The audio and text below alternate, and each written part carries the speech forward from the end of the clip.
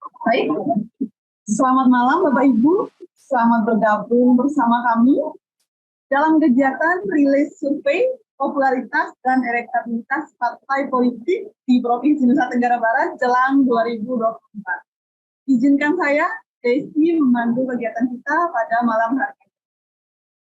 Survei ini diselenggarakan atas kerjasama antara Olat Maras Institute dan MyInfo. Baik Bapak Ibu, saya akan memperkenalkan penyaji dan panelis yang akan membersamai diskusi kita. Penyaji pada malam hari ini, yang pertama, Mas Miftahul Arzak. Beliau adalah Direktur Olat Maras Institute. Kemudian penyaji kita yang kedua, Mas Yadi Satriadi. Beliau adalah peneliti lembaga MyInstitute. Selamat malam Mas Yadi dan Mas Miftah, semoga selalu dalam keadaan sehat-sehat di sana.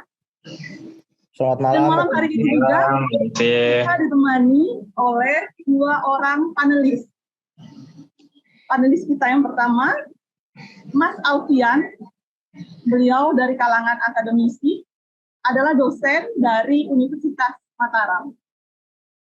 Selanjutnya panelis kita yang kedua, Mas Joni Firmansyah. Beliau adalah Direktur Firmansyah Research, dan beliau juga seorang dosen dan menjabat sebagai Direktur Riset dan Inovasi Universitas Teknologi Sumbawa. Selamat malam Mas Alfian dan Mas Joni. Selamat malam Mbak Eci. Malam Mbak. Selamat bergabung, saya sampaikan kepada kedua penyaji dan panelis. Seperti yang kita ketahui bersama, bahwa di tahun 2024 kita akan melakukan pemilihan umum, baik itu pemilihan kepala daerah maupun lembaga legislatif. Nah, di tahun 2024 ini juga ada 24 partai yang akan menjadi peserta dalam pemilu nanti. Nah, saya rasa semua sudah penasaran, seperti apa sih popularitas dari partai yang akan menjadi peserta pemilu di tahun 2024 nanti. Baik, tanpa berlama-lama, tanpa mengulurkan waktu, saya persilahkan kepada panelis pertama kita, Mas Miftah, untuk menyampaikan hasil surveinya.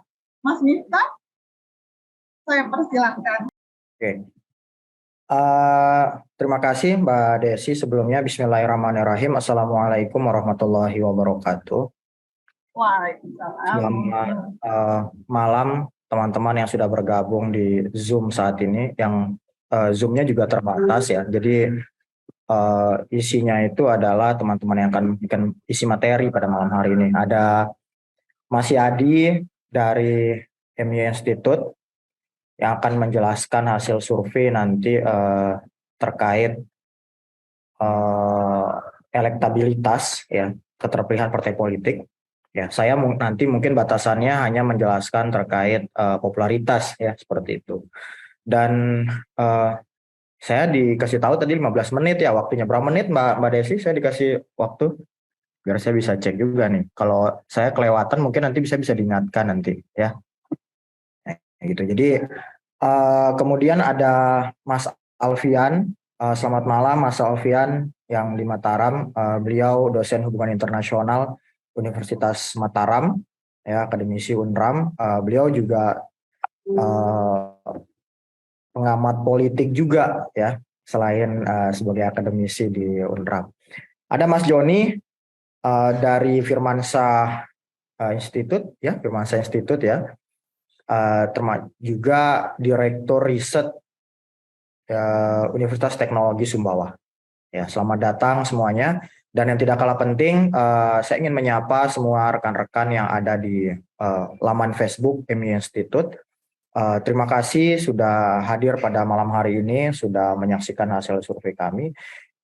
Yang sebenarnya hasil survei ini bukan hanya berbicara terkait popularitas dan elektabilitas saja, ya. Jadi saya perlu jelaskan dulu yang pertama, kita akan menjelaskan pertama adalah gambaran tujuan dari survei ini sebenarnya apa. Nah, yang kedua adalah saya nanti akan menyampaikan ya terkait apa sih sebenarnya pandangan masyarakat Sumbawa tentang partai politik. Nah, sebenarnya malam ini bukan hanya bicara terkait popularitas elektabilitas saja, Tapi saya sebenarnya berharap sekali partai-partai politik dari tingkatan desa, kecamatan, sampai kabupaten, provinsi kayak gitu, bahkan yang akan berlayar kayak DPR RI. Ini loh penilaian masyarakat tentang DPR, tentang anggota legislatif, tentang partai politik. Sehingga ini menjadi semacam kayak apa ya, informasi yang gratis juga yang kami berikan gitu ya, bahwa ini loh kita punya tanggung jawab, tapi masyarakat menilainya seperti apa. Nah, ini yang menjadi tantangan buat kita ke depannya. Kemudian nanti akan tentu kita jelaskan tentang popularitas dan elektabilitas. Kemudian kita minta tanggapan dari Mas Alfian dan Mas Joni nanti. Malam hari ini kami akan merilis survei popularitas dan elektabilitas partai politik menjelang tahun 2024 di Provinsi Nusa Tenggara Barat. Survei ini berlangsung atas kerjasama dari Olat Maras Institute, OMI, bekerjasama dengan MI Institute Survey and Research, dan juga di sini ada konsultan politik, ada Mas Joni Firmansa juga ya, yang membantu kami dalam menganalisa hasil survei. Cuma yang menjalankan surveinya adalah Olat Maras Institute atau OMI dan MI Institute. Oke, sebelum masuk ke hasil survei, jadi survei ini perlu saya tekankan juga di awal kepada seluruh publik ya, bahwa survei ini terselenggara atas biaya pribadi ya, jadi dari biaya pribadi lembaga. Jadi tidak ada sangkut pautnya dengan partai politik atau dengan calon anggota legislatif atau calon kepala daerah atau pimpinan daerah, pimpinan partai, tidak ada. Jadi murni malam hari ini yang kita rilis adalah survei atau kajian dari OMI dan MI Institute ya, dibantu oleh Mas Joni di Firmansyah Institute dan Mas Alfian pada malam hari ini. Seperti itu yang perlu saya tekankan di awal. Oke, sebelum menjelaskan tentang popularitas, saya ini mengganggu kan, Dok? Oke. Jadi survei ini dilaksanakan ya pada tanggal 29 Desember tahun 2022. Jadi survei ini dilaksanakan pasca ya setelah Komisi Pemilihan Umum itu menyampaikan bahwa sebelumnya, tadi mohon maaf saya koreksi Mbak Desia, bukan 24 ya, ada 17 partai politik sebelumnya ya yang disampaikan oleh KPU. Kemudian salah satu partai, Partai Umat itu menyampaikan gugatannya lah bahasanya itu, sehingga di akhir Desember itu tercatat ada 18 partai secara nasional yang akan ikut berpartisipasi dalam pemilihan legislatif di tahun 2024. Di luar dari partai-partai yang ada di Aceh tentunya ya. Kalau kita masukkan yang di Aceh ada banyak kayak gitu ya. Cuma ini yang secara nasional yang ada di seluruh Indonesia yang tanpa dari partai-partai yang ada di Aceh. Ada 18 partai politik. Apa itu nanti akan kami sampaikan juga. Sehingga tanggal 29 Desember ini sudah diumumkan bahwa 18 partai politik yang akan ikut berpartisipasi gitu. Sampai tanggal 10 Januari tahun 2023. Berarti ini masih baru fresh dari the oven ya. Jadi baru keluar dari oven ini surveinya ini. Sekarang tanggal 16, berarti 6 hari yang lalu ya. 6 hari 7 hari yang lalu ini selesai kayak gitu. Tentu kita menyiapkan beberapa bahan-bahan, presentasi, diskusi dan lain-lain, baru kita bisa menyajikan kayak gitu. Dalam survei ini ya, kami menggunakan margin of error atau tingkat kesalahan atau kesalahan yang kami inginkan ya, itu sejumlah 3%. Jadi plus minus 3%. Jadi hasilnya nanti itu kurang lebih kira-kira kalau lebih dari 3%, kurang dari 3%, misalkan ada partai politik yang elektabilitasnya dekat gitu ya, sama-sama urutan ke-8 dan ke-9 misalkan. Tetapi bedanya hanya 2% atau 1%. Nah, itu dalam realnya itu bisa jadi bukan 89, bukan, bisa jadi yang urutan 9 itu urutan ke-8, jadi urutan ke-8 itu urutan ke-9 gitu. Jadi itu logikanya ya. Jadi plus minus, bisa plus realnya itu 3%, bisa minus 3% kayak gitu. Kemudian menggunakan tingkat kepercayaan 95% ya, dengan responden. Nah, dari margin of error tingkat kepercayaan 95% dan ada juga tingkat heterogen yang kita pilih 0,3, itu menghasilkan 800 responden, 800 orang yang kami wawancara. Ya, kami menggunakan multistage random sampling. Nanti akan detail saya jelaskan ya, multistage random sampling. Jadi kita dari tingkat provinsi, kabupaten, kecamatan hingga desa. Jadi semua kecamatan ya yang ada di Provinsi Nusa Tenggara Barat itu ada semuanya. Tapi nggak kita taruh sembarang, nggak kita taruh sama gitu ya. Tentu dengan jumlah populasi yang lebih besar, DPT-nya itu lebih besar juga respondennya. Pokoknya turunannya profesional bahasanya. Kemudian tersebar di seluruh kabupaten dan kecamatan di NTB, saya sudah jelaskan tadi. Survei ini akan meliputi 3. Yang pertama adalah kami akan membacakan tentang identitas responden yang ada di NTB, ya. Kami tidak menampilkan dengan mencocokkan dengan data BPS, tapi kami di balik itu kami sudah membandingkan dan itu sama, ya. Kemudian kita akan berbicara terkait popularitas partai politik yang akan berlaga di tahun 2024 se-NTB. Jadi kami akan merilis popularitasnya itu se-NTB, ya. Jadi bukan se-Pulau Sumbawa saja atau se-Pulau Lombok saja, gitu ya, tapi se-NTB, kayak gitu. Nah, jadi seperti itu. Dan yang terakhir nanti akan disampaikan oleh Mas Yadi, yaitu elektabilitas, ya, atau keterpilihan partai politik dari Dapil Pulau Sumbawa atau NTB 1 yang lebih kita kenal kalau untuk pemilihan legislatif di tingkat pusat, ya. Dan Dapil di Pulau Lombok atau NTB 2 ya untuk pemilihan DPR RI, seperti itu. Jadi apakah provinsi dan kabupaten ini akan kita bahas? Kami mengusahakan akan dibahas. Jadi saya akan menyinggung nanti apakah dengan popularitas yang tinggi atau popularitas yang rendah dengan keterpilihan DPR RI-nya itu. Nah, nanti Mas Alfian dan Mas Joni yang akan menjawab ini. Ya, apakah berhubungan juga dengan provinsi dan kabupatennya. Nah, nanti kami akan menyinggung juga gitu. Tapi memang yang hasil surveinya adalah sampai tingkatan DPR RI atau pusat. Seperti itu. Ya. Langsung saja sebelum masuk popularitas, mohon bersabar dulu ya. Sebelum masuk ke popularitas, kita jelaskan dulu persebaran responden. Saya coba secara cepat aja ya. Karena ini ada beberapa orang yang sudah tahu juga ini. Ini bisa dibandingkan dengan data BPS. Kami menggunakan multi-case random sampling. Tetapi jenis kelaminnya kami pilih yaitu 50-50, 50%, 50%, laki-laki 50%, perempuan 50%. Untuk status pernikahan sampai dan lain-lainnya itu adalah berdasarkan dari acak itu, multi-case random sampling. Tetapi ketika dibandingkan dengan data BPS itu sama seperti itu. Yang menikah itu ada 68,9%, ini CNTB, yang belum menikah ada 31,1%. Kemudian umur, oh ya saya coba jelaskan secara pelan-pelan, siapa tahu di sini ada juga partai politik juga yang menyaksikan ya. Ini perlu ada strategi khusus nih untuk partai-partai politik melihat keadaan respondennya gitu. Ternyata ada 40% ya. Jadi ini pemilih muda, ya pemilih muda itu kan baru gitu ya, 17 sampai 20%, itu ada 40% orang. Ya, 40% dari seluruh masyarakat NTB. Jadi cukup besar juga di DPT ini. Nanti coba Mas Joni mungkin walaupun tidak menyinggung secara detail nanti ya, atau Mas Alfian ya. Ini ada strategi khusus sebenarnya partai politik ini. Nanti mungkin bisa secara detail nanti dijelaskan, ditanyakan ke Mas Joni nanti. Kemudian yang kedua itu ada umur 26 sampai 45 tahun, itu 37,8%.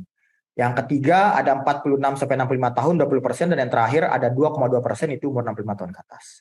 Nah, agama itu yang paling besar adalah agama Islam itu 98,4%, Hindu ada 1,1%, Katolik ada 0,3%, Protestan ada 0,2%. Bagaimana dengan agama yang lain? Nggak muncul gitu. Itu bisa jadi berada di bawah ambang margin of error sehingga nggak muncul seperti itu ya. Nah, jangan ditanyakan saya beragama non di antara 4 itu kok agama saya nggak ada, saya nggak dianggap ya sebagai pemilih kayak gitu. Enggak, bukan gitu ya. Di bawah ambang margin of error kita seperti itu. Ya, ini untuk agama. Kemudian suku yang paling besar adalah suku Sasak se-NTB ya, ini se-NTB ya. Ada 68,4%, Mbojo itu 17,6%. Samawa itu ada 13,1%, Bali 0,6%, Bugis 0,3%. Ya, itu se-NTB. Kemudian pendidikan terakhir, ya pendidikan terakhir itu yang paling besar adalah SMA sederajat. Nah ini PR-nya partai politik nanti untuk mengkampanyekan, untuk menyampaikan bagaimana style-style kampanye. Nanti bisa lebih detail Mas Joni yang lebih tahu seperti itu ya. Itu ada 62,2% jumlah yang lulusan SMA. Kemudian yang kedua ada lulusan SMP sederajat 22%, baru D4 S1 7,4%, ya SD 6,8%, S2 0,2%, tidak sekolah 1,4%. Nah, sama juga kayak tadi agama ya, ini yang S3 gimana kayak gitu ya. Ya karena lebih kecil dari margin of error jadi nggak muncul seperti itu. Kemudian pekerjaan kami urut dari yang paling besar sampai yang paling kecil ya. Dari hasil survei kami, petani ada 43,4%, wira swasta 15,6%, ibu rumah tangga 8,6%, karyawan swasta 6,8%, supir, ojek dan lain-lain ya itu 6,6%, guru 5,6%, pelajar 5,2%, bidang kesehatan dan hukum 3,2%, pengangguran 2,6%, guru atau dosen 1,5%, PNS 0,5%, pensiunan 0,4%. Jadi yang paling besar, 3 besar ini memang ini PR nih untuk anggota legislatif nih, terutama yang pusat ya. 43,4% itu pertanian, ya, petani, ya itu yang paling besar di NTB. Kemudian wira swasta, bagaimana kita melihat isu-isu yang sering dilontarkan oleh Pak Presiden, Menteri Keuangan tentang resesi tahun 2023 ini menjadi tantangan juga sebenarnya, ya. Untuk wira swasta tetap hidup, UMKM kecil-kecil ini bisa dihidupkan kayak gitu. Ini strategi, dan ini juga sebenarnya PR juga untuk kepala daerah gitu, sekelas gubernur sampai kabupaten itu, wali kota, bupati ini juga jadi PR juga. Ibu rumah tangga 8,6%, dan lainnya sudah saya sampaikan. Oke, langsung saja, ini hasil survei yang kami sampaikan. Sebelum saya membacakan popularitas, ada satu menjadi renungan buat kita semua, terutama untuk rekan-rekan di partai politik, teman-teman anggota legislatif, karena sekali lagi, Olat Maras Institute dan MI Institute, fondasi awalnya kami mendirikan lembaga survei ini bukan murni tentang politik saja, tapi juga sosial dan budaya juga. Termasuk juga kita tujuan utama dari survei yang akan kita lakukan, yang kita sampaikan pada malam hari ini adalah agar partai politik itu berkaca, anggota legislatif itu berkaca. Ini loh penilaian masyarakat tentang mereka. Ya, yang pertama adalah 3 besar penilaian masyarakat yang selalu muncul ketika kita bicara terkait partai politik dan anggota legislatif. Ya, yang pertama adalah ini tamparan juga nih. Jadi sekali lagi ya, ini bukan MES itu sama Omi yang sampaikan ya, sehingga wah ini ada fitnah dan lain, bukan. Ini hasil survei kayak gitu ya. Dan kalau ada tamparan seperti ini, ayo kita bareng-bareng kita. Jadi masyarakat menilai itu partai politik itu hanya muncul saat mendekati pemilihan legislatif saja, sehingga kurang kontribusi terhadap sekitar. Itu penilaian dari masyarakat. Ya, terutama ini berbicara terkait DPR RI. Ya, ini PR untuk DPR RI, 3 anggota legislatif di Pulau Sumbawa dan 8 anggota legislatif yang ada di Pulau Lombok. Gitu. Jadi terutama sekarang 2023 ini mulai muncul nih semuanya. Nah, sebenarnya kan mau itu mendekati pemilihan legislatif atau baru terpilih, ya menjalankan tugas-tugasnya gitu. Ya Mas Joni lebih tahu ya terkait dengan Mas Alfian yang bisa jelaskan nanti gitu. Ini jadi PR juga. Mungkin bisa disentil juga nanti Mas Alfian, Mas Joni. Yang kedua itu masyarakat menilai bahwa belum melahirkan kader-kader terbaik untuk daerah. Ini PR juga ya. Terutama di dalam pemilihan 2024 ini ada hal yang lumrah mungkin ya. Hal yang lumrah itu ada 3 kategori partai politik. Yang pertama adalah partai politik yang ada di parlemen pusat, ya ada 9 ya, ada 9 partai politik. Sisanya itu ada partai yang dulu tapi belum masuk ke Senayan gitu karena ambang batas. Dan ada partai baru. Nah, partai baru ini sebenarnya menjadi salah satu alat yang cukup membawa angin segar juga. Terutama, saya nggak mau menyebut partainya, partai apa gitu. Ada muncul banyak sekali partai-partai baru yang membawa semangat dan lain-lain. Ini bisa menjadi salah satu spirit juga untuk mulai mendekati masyarakat dengan niat karena yang 1-2 ini kan belum menjadi PR besarnya mereka sebenarnya. Ini kan partai-partai yang sudah lama-lama, terutama partai-partai Senayan ini 1-2 ini. Dan ini jadi apa ya, jadi tantangan juga. Dan ini bukan hanya di Sumbawa saja, di NTB saja, di Sumbawa atau di Pulau Lombok saja gitu ya. Koran Kompas kalau nggak salah 4-5 hari yang lalu ya, ketika PDIP kemarin itu melangsungkan ulang tahunnya itu Kompas itu di headline-nya itu di baris bawahnya itu ya, di koran itu, di Kompas itu menyebutkan bahwa partai politik masih lemah menghadirkan kader-kader yang baik untuk entah itu tingkatan nasional maupun di daerah gitu. Jadi ini tantangan juga gitu. Jadi ya walaupun sebenarnya ada agenda politik, tapi balik lagi ke marwahnya seperti itu. Dan yang ketiga adalah, nah ini anggota legislatif selalu dicitrakan dengan yang membawa bantuan sosial gitu.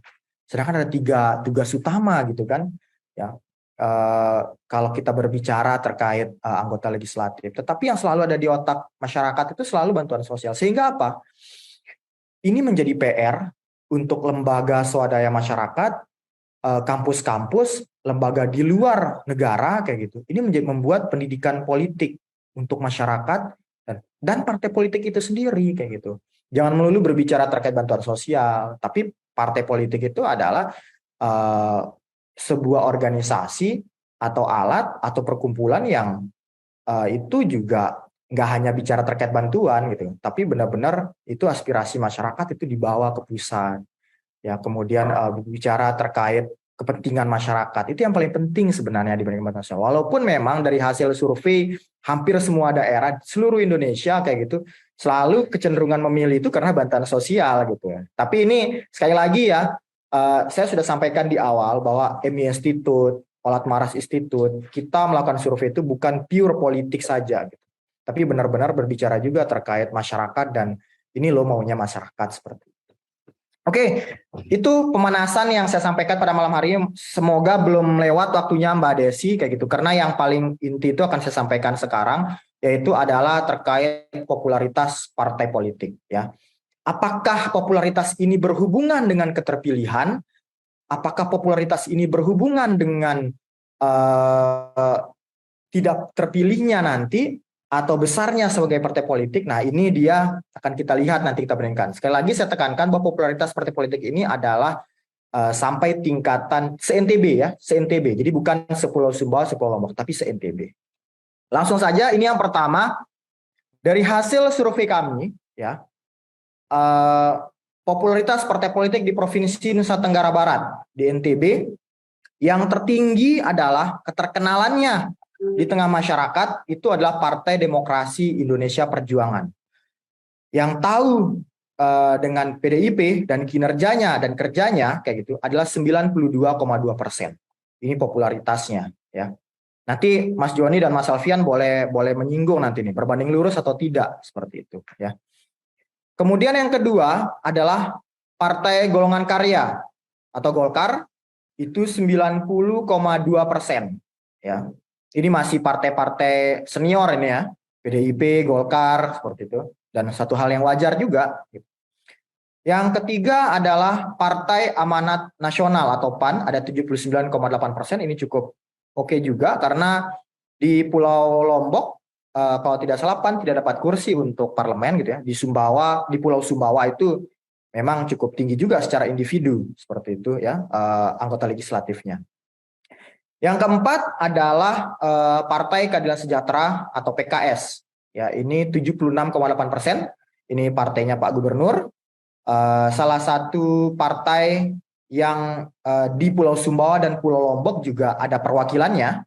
Ya, ini di urutan keempat ya. Secara nasional kalau nggak salah keterpilihannya pada urutan ke-5-6 ya di PKS seperti itu. Dan ini memang partai senior juga hitungannya gitu. Yang kelima adalah Partai Demokrat. Itu yang mengetahui Partai Demokrat itu ada 76,5%. Ya, dengan beberapa gejolak, beberapa sandungan, beberapa ombak yang setahun 2 tahun lalu yang dilewati oleh Demokrat itu berada pada partai 5 besar pengetahuan masyarakat ya di Provinsi Nusa Tenggara Barat. Yang keenam adalah Partai Kebangkitan Bangsa. Ada 76,1% pengetahuan masyarakat. Yang ketujuh itu ada Partai Nasional Demokrat ya. Ini saya nggak tahu statusnya sekarang bagaimana gitu ya, Bu Wakil Gubernur gitu. Ini partai beliau beberapa bulan-bulan yang lalu kayak gitu, itu berada pada posisi ke-7 untuk pengetahuannya terkait masyarakat ya, ada 73,8% ya, seperti itu di perutan ke-7. Yang selanjutnya Partai Gerakan Indonesia Raya atau Gerindra itu ada 71,2% untuk tingkat pengetahuan masyarakat. Ini juga sama kayak Partai Keadilan Sejahtera ya. Jadi partai yang di Pulau Sumbawa dan Pulau Lombok ada perwakilannya di legislatif, ya, Gerindra. Ini juga partai yang besar juga di kalau di nasional itu urutan kedua, di NTB urutan ke-8 tingkat pengetahuannya. Yang ke-9 ini partai milik TGB, Partai Perindo itu di urutan ke-9 ya, dengan tingkat pengetahuan yaitu 66,4% ya, Partai Perindo. Nah, ini sebenarnya bisa menjadi kisah juga ya buat Olat Maristo dan Omi dan MY gitu ya. Ini mungkin 5 tahun ke depan kita bisa mensurvei lagi nih untuk mengetahui gimana kira-kira program pergolakan partai politik selanjutnya, ini ada yang turun yang rendah, karena kita di 5 tahun yang sebelumnya kita tidak melakukan survei, baru sekarang, jadi startnya sekarang gitu. Tapi untuk partai Perindo ya, partai yang baru dipegang oleh TGB, ini partai yang jadi urutan ke-9 oke juga nih dibandingkan partai-partai yang lain yang masuk. Ada nih partai-partai yang kemarin masuk pileg tapi berada di bawahnya seperti itu. Kemudian partai Bulan Bintang PBB itu 65,1% tingkat pengetahuan masyarakat ya. Tingkat pengetahuan masyarakat ini perlu saya tekankan lagi gitu ya. Tidak hanya berbicara terkait bagusnya aja gitu ya, ada juga sering cari masalah kah, sering muncul di media kah, sering apakah gitu, sering turun ke lapangan kah. Jadi ini bermacam-macam gitu. Ya kami tidak memisahkan ya kayak itu ya. Jadi tahunya itu, dan kami juga nggak bisa menjelaskan detail juga karena ada banyak juga agenda rilis yang kami sampaikan pada hari ini kayak gitu. Kemudian yang ke-11 yaitu Partai Hati Nurani Rakyat itu 64,8%. Ya, itu urutan ke-11. Yang ke-12 Partai Persatuan Pembangunan itu 62,8%. Urutan ke-13 Partai Gerakan Perubahan Indonesia Garuda 48,1%. Dan urutan ke-14 itu ada Partai Solidaritas Indonesia, itu ada 48%. Ya, seperti itu. Kemudian partai-partai baru ya yang ada di seluruh Indonesia itu terhitung memang secara popularitasnya juga masih sangat wajar juga ya. Di NTB juga masih berada pada urutan di atas urutan ke-14 kayak gitu. Pertama ada Partai Gelombang Rakyat Gelora, itu ada 38,2% ya. Kemudian Partai Kebangkitan Nusantara atau PKN 26,2%. Partai Umat ini partai yang kemarin tidak masuk, kemudian mengajukan beberapa banding kayak gitu ya, akhirnya masuk ya di detik-detik pengumumannya terakhir kayak gitu ya. Itu 24%, dan terakhir adalah Partai Buruh itu 18,8%. Ya, seperti itu urutannya. Saya perlu perlihatkan lagi mungkin 7 besar seperti ini. Ya, tingkat pengetahuan masyarakat. Tapi apakah berbanding lurus? Nah, nanti kita bahas di elektabilitas ya, dan dibahas oleh Mas Alfian dan Mas Joni. Ini saya perlu lihatkan dulu, ini urutan ke-8 sampai 14, dan ini urutan ke-15 sampai 18. Tetapi jangan marah gitu ya. Jadi ada partai politik kok nggak terima kok popularitasnya rendah dan lain-lain kayak gitu. Sebenarnya sekali lagi gitu ya, melihat background kami tidak ada melakukan survei secara independen kayak gitu, ini jadi informasi bagus juga untuk rekan-rekan gitu, bahwa ada PR, masih ada PR tuh untuk masih ada setahun lagi untuk meningkatkan popularitasnya dengan apapun caranya, turun ke masyarakat dan lain-lain. Oke, teman-teman panelis, kemudian Bapak Ibu rekan-rekan yang juga menyaksikan di Facebook, ya sekarang kita akan membahas terkait elektabilitas, ya. Tetapi bukan saya yang menyampaikan.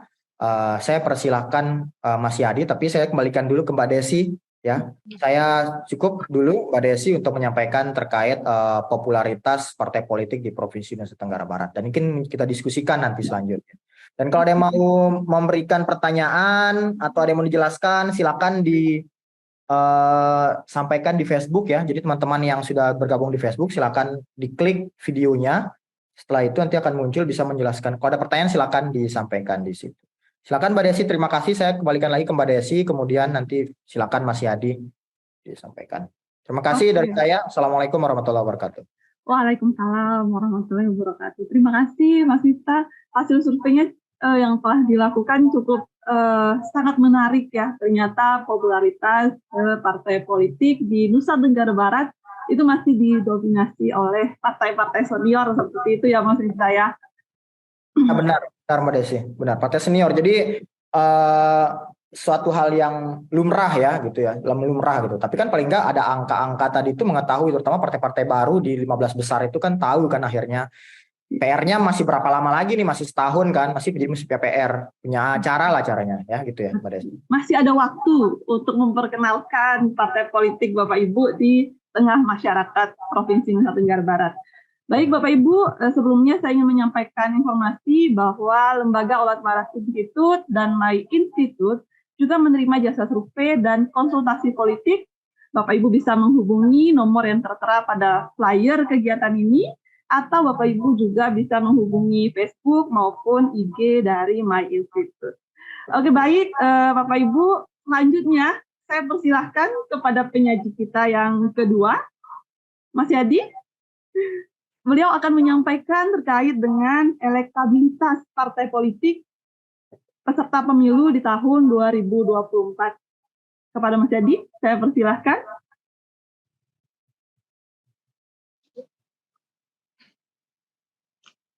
Bapak Ibu juga dapat berpartisipasi untuk berkomentar atau bertanya melalui kolom chat. Nanti akan saya bacakan secara bergantian.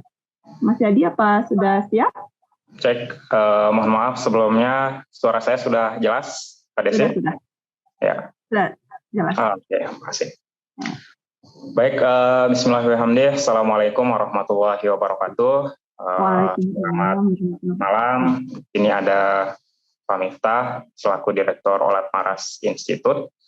Kemudian ada panelis kita pada malam hari ini, ada Mas Alfian. Selamat malam Mas Alfian dan Bang Joni dari Firmansyah Research dan konsultan, political consultant. Nah, dan juga Bapak Ibu, rekan-rekan, teman-teman, adik kakak, semua mungkin yang pada kesempatan ini berkenan hadir ya menyaksikan live rilis survei kita pada malam hari ini. Selamat malam dan salam sejahtera untuk kita semua.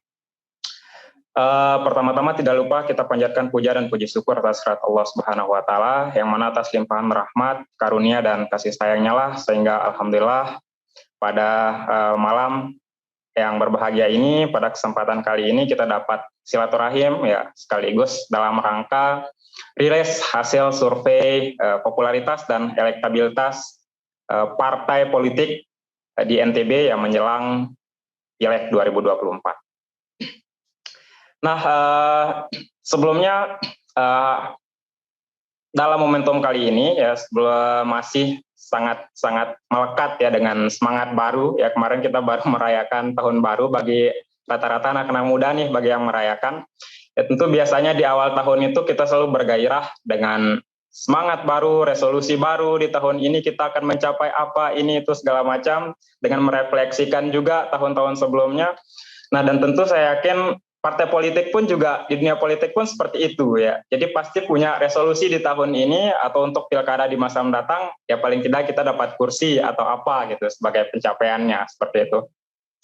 Nah, sehingga ya sebagaimana kita ketahui bersama bahwa di tengah kita, ya di tengah-tengah masyarakat kita ini, telah nampak berbagai fenomena marketing politik, political campaign, segala macam dengan hadirnya media-media kampanye dari berbagai calon ataupun partai secara lembaga. Jadi ini menjadi stimulus ya, menjadi menarik untuk dikaji dengan berbagai strategi yang hadir di tengah masyarakat kita, sehingga perlu ada suatu alat ukur ya untuk melihat apakah segala bentuk strategi tersebut berimpact nggak, berpengaruh nggak kepada masyarakat. Apakah masyarakat jadi tahu atau bahkan masyarakat menjadi menimbulkan citra positif sehingga nanti memutuskan untuk memilih suatu partai ataupun calon di pemilihan mendatang. Nah, di sini kita coba untuk melihat popularitas ya dan elektabilitas parpol di NTB. Tadi kalau Pak Miftah menyampaikan di awal itu popularitas parpol di NTB ya. Sekarang saya akan menyampaikan hasil elektabilitas ya partai politik di tingkat DPR RI ini ya. Ya, jadi di DPR RI. Jadi DPR RI itu ada 2 dapil kalau di NTB, dapil Pulau Sumbawa atau dapil 1, kemudian dapil 2 atau dapil Pulau Lombok. Nah, teman-teman, mungkin ada yang bertanya nih ya, apakah popularitas, apakah elektabilitas ini sudah bisa dilihat dengan momentum pilihan raya yang masih lama ini akan dijalankan ya nanti 2024. Nah, tentu perlu kita pahami bersama di sini bahwa elektabilitas dan popularitas ini kan adalah satu hal yang bisa diukur, ya tidak mesti hanya ketika momentum pileg itu dilakukan. Ya, popularitas itu ya tingkat keterkenalan ya, tingkat keterkenalan parpol. Kemudian kalau elektabilitas itu tingkat keterpilihannya. Ya, apakah popularitas dan elektabilitas selalu linear atau bagaimana? Ya, nanti kita simak ya. Teman-teman juga bisa menyimpulkan sendiri nanti dengan membandingkan hasil popularitas dan elektabilitas parpol tersebut. Nah, lantas bagaimana ya elektabilitas partai politik di NTB sekarang ini ya, untuk yang segmen ini mungkin yang Pulau Sumbawa ya. Nah, kemarin sebagaimana yang kita ketahui bersama ya, mungkin tidak asing juga di benak khalayak bahwa kemarin itu di Pulau Sumbawa ya ada Pulau Sumbawa itu dapat 3 kursi, dan ini di slide ini ada 3 partai pemenang kemarin. Yang pertama itu ada Gerindra, kemudian yang kedua itu ada PKS, dan yang ketiga PAN. Ini berdasarkan jumlah suara partai dan calonnya ya, sehingga diurutkan seperti ini. Nah, lalu bagaimana dengan elektabilitasnya sekarang ini ya? Jadi tolong diingat tadi surveinya itu dilakukan di akhir Desember ya, hingga 10 Januari. Nah, artinya per konteks sekarang ini elektabilitas partai politik di 2 dapil ini adalah sebagaimana yang kita akan sampaikan ini ya. Baik, mungkin bisa next slide.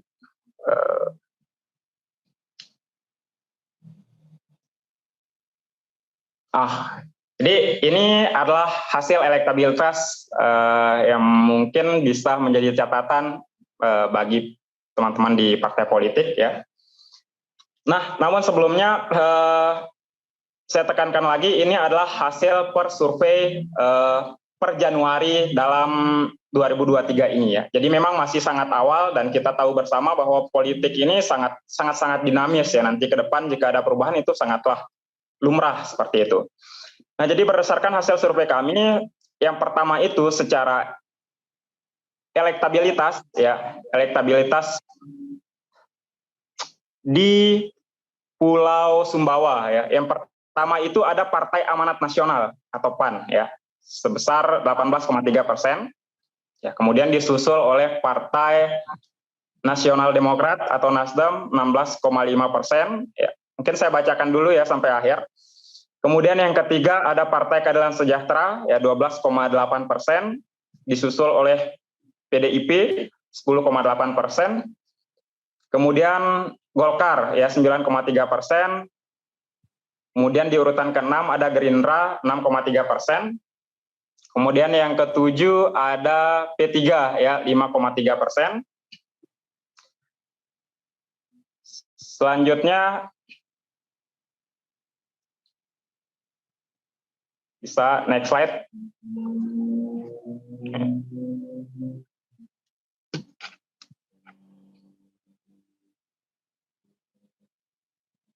Oke, jadi cukup menarik ya dari hasilnya tadi. Jika kita lihat partai yang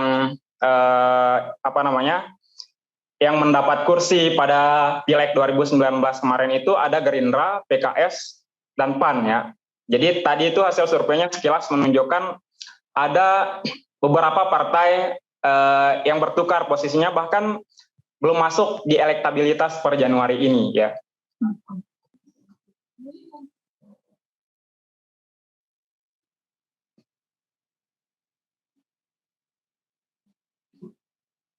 Kak, slide-nya mungkin bisa dimunculkan. Oke. Sedang dibantu oleh Mas Yadi. Nah, ini sangat menarik ya, yang tadinya masuk 3 besar ternyata saat dilakukan survei malah tersingkir ini Mas Yadi, posisi nomor 1. Saya rasa Mas Alfian dan Mas Joni sudah tidak sabar ini untuk berkomentar. Kita tunggu Mas Yadi selesai menyajikan. Sebentar, sedang ada trouble. Sebentar. Ada trouble sedikit ya. Nanti saya yang share, Pak Wardah ya, saya yang share ya. Nanti biar saya yang share.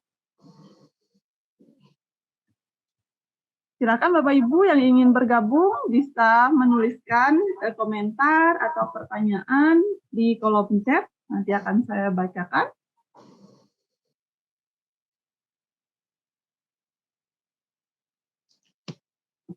Survei ini terselenggara atas kerjasama dari Olat Maras Institute dan juga My Institute.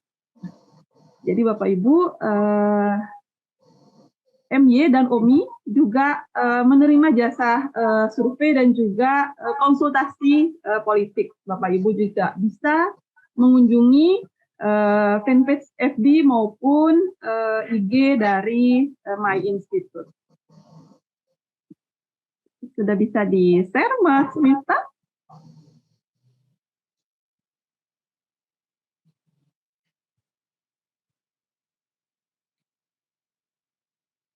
Oke, baik.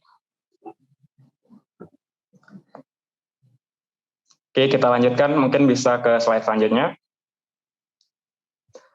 Nah, selanjutnya elektabilitas yang ke-8 itu ada PKB ya dengan perolehan elektabilitas 4%. Kemudian ada di urutan selanjutnya ada Gelora ya 2%. Kemudian di urutan 10 ada Partai Demokrat 1,5% dan 11 Partai Bulan Bintang 1%. Kemudian ada Partai Buruh, Partai Kebangkitan Nusantara atau PKN dan Partai Hanura ini 0% ya, hingga dengan Partai Umat ya 0%. Nah, ini kenapa ada yang 0%? Ini bukan berarti tidak ada yang memilih ya.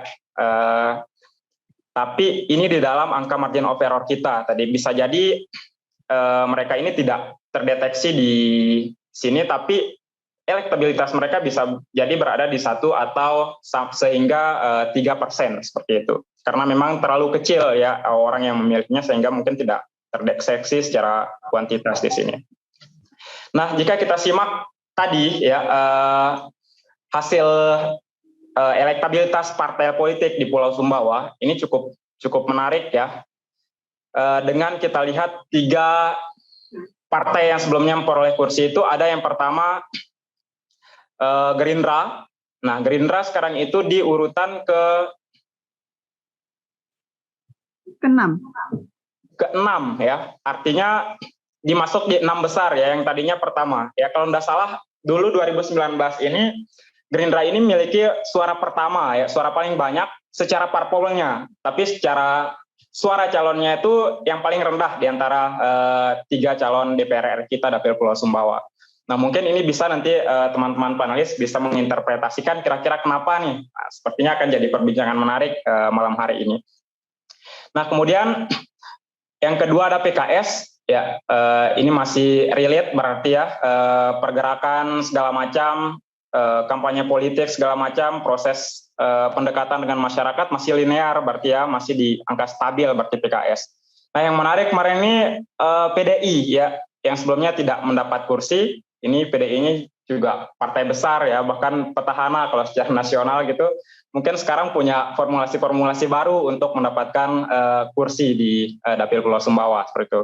Kemudian juga Golkar yang sebelumnya tidak masuk dalam 3 besar, ini menduduki posisi ke-4 ya secara elektabilitas.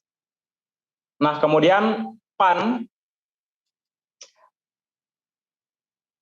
Nah, kemudian PAN di sini masuk ke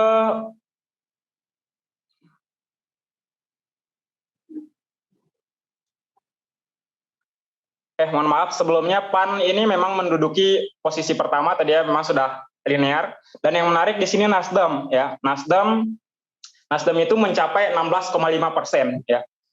Nah, apakah ini ada efek dari Anies Prabowo ataukah efek dari partai nasional, citra di nasional, atau mungkin jangan-jangan suara Prabowo yang sebelumnya karena sudah pernah mencalonkan diri selama 3 kali dan selalu unggul di NTB ya, mungkin ada masa jenuh di sini sehingga masyarakat beralih ke pilihan lain atau bagaimana, nanti menarik, kita tunggu interpretasinya. Kemudian PKS di urutan ketiga, PDI dan selanjutnya. Nah, jadi itu kira-kira gambaran elektabilitas untuk di Pulau Sumbawa ya. Kemudian untuk Dapil Pulau Lombok ya,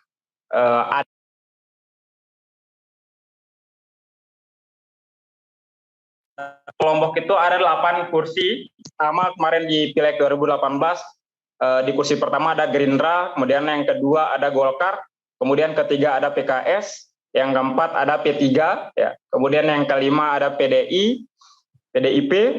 6 PKB, 7 Demokrat, dan 8 Nasdem. Nah, lantas bagaimana dengan elektabilitas parpol per Januari ini ya di Dapil Pulau Lombok? Ya, next slide. Nah, dan ternyata yang pertama, dengan posisi sebelumnya, Indra di urutan pertama dengan tingkat elektabilitas 12,5%. Kemudian ada PKS di urutan kedua 12,3%, kemudian PDIP 12%, kemudian Golkar 9,3%, PAN 9,3%, PKB 5%, kemudian ada Demokrat 4,5%, kemudian ada Hanura 3,8%, Hanura 3,8%, terus ada P3 2,8%, Partai Buruh, ini Partai Buruh 2,5%, kemudian ada urutan 11 Nasdem 2%, kemudian disusul oleh PBB 1,5%, kemudian Partai Kebangkitan Nusantara 1,3%, di bawahnya ada Gelora, kemudian yang ke-15 ada Perindo ya 0,8%.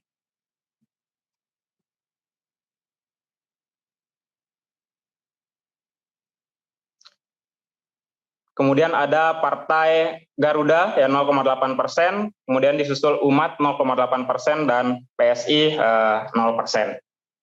Nah, dan yang belum menentukan sikap ada sekitar 17,8%. Nah, teman-teman, ini juga sama ya dengan di Pulau Sumbawa tadi, ternyata ada partai-partai politik yang sebelumnya mendapatkan kursi, tapi per Januari ini mereka berubah posisi ya, artinya tidak masuk dalam kursi sebagaimana di Pileg 2019 lalu.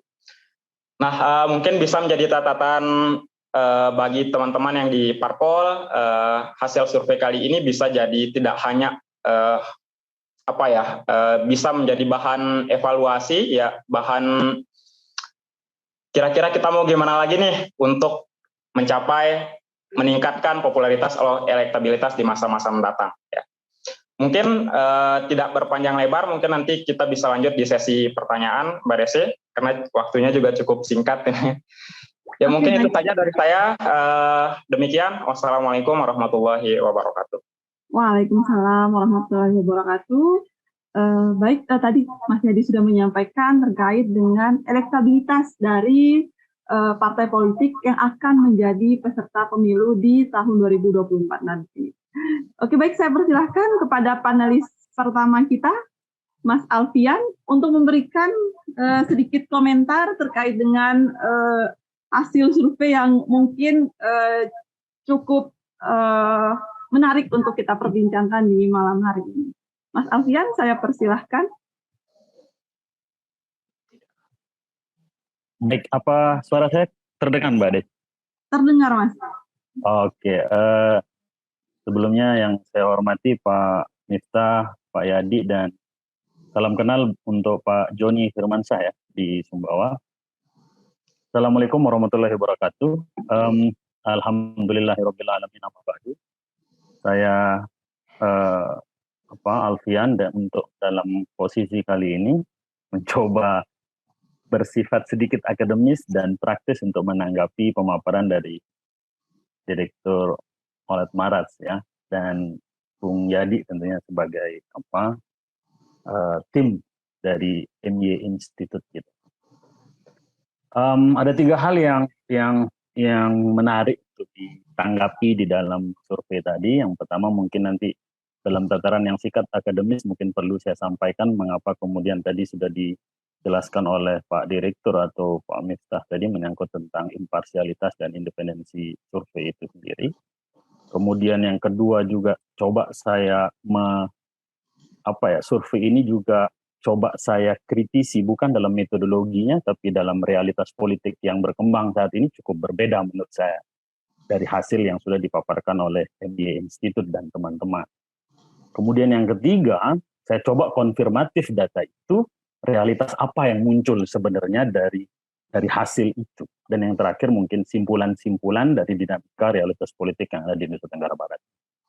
Oke, saya mulai dari hal yang sangat apresiatif ya dari teman-teman MY Institute dan OMI ya, bahwa ketika saya ditawari untuk menanggapi hasil-hasil survei, Bu Mbak Desi dan atau Pak Miftah dan teman-teman, saya cenderung orang yang kualitatif ya, tidak untuk studi-studi behavioral seperti ini, studi-studi saintifik yang coba masuk ke ranah politik untuk membuat itu menjadi lebih jelas, sebenarnya tidak terlalu saya concern di sana.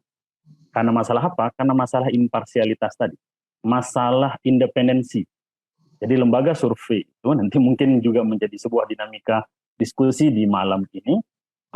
Saya sangat mempertanyakan itu, bahwa apakah independensi dan imparsialitas tetap diteguh sama teman-teman di lembaga survei.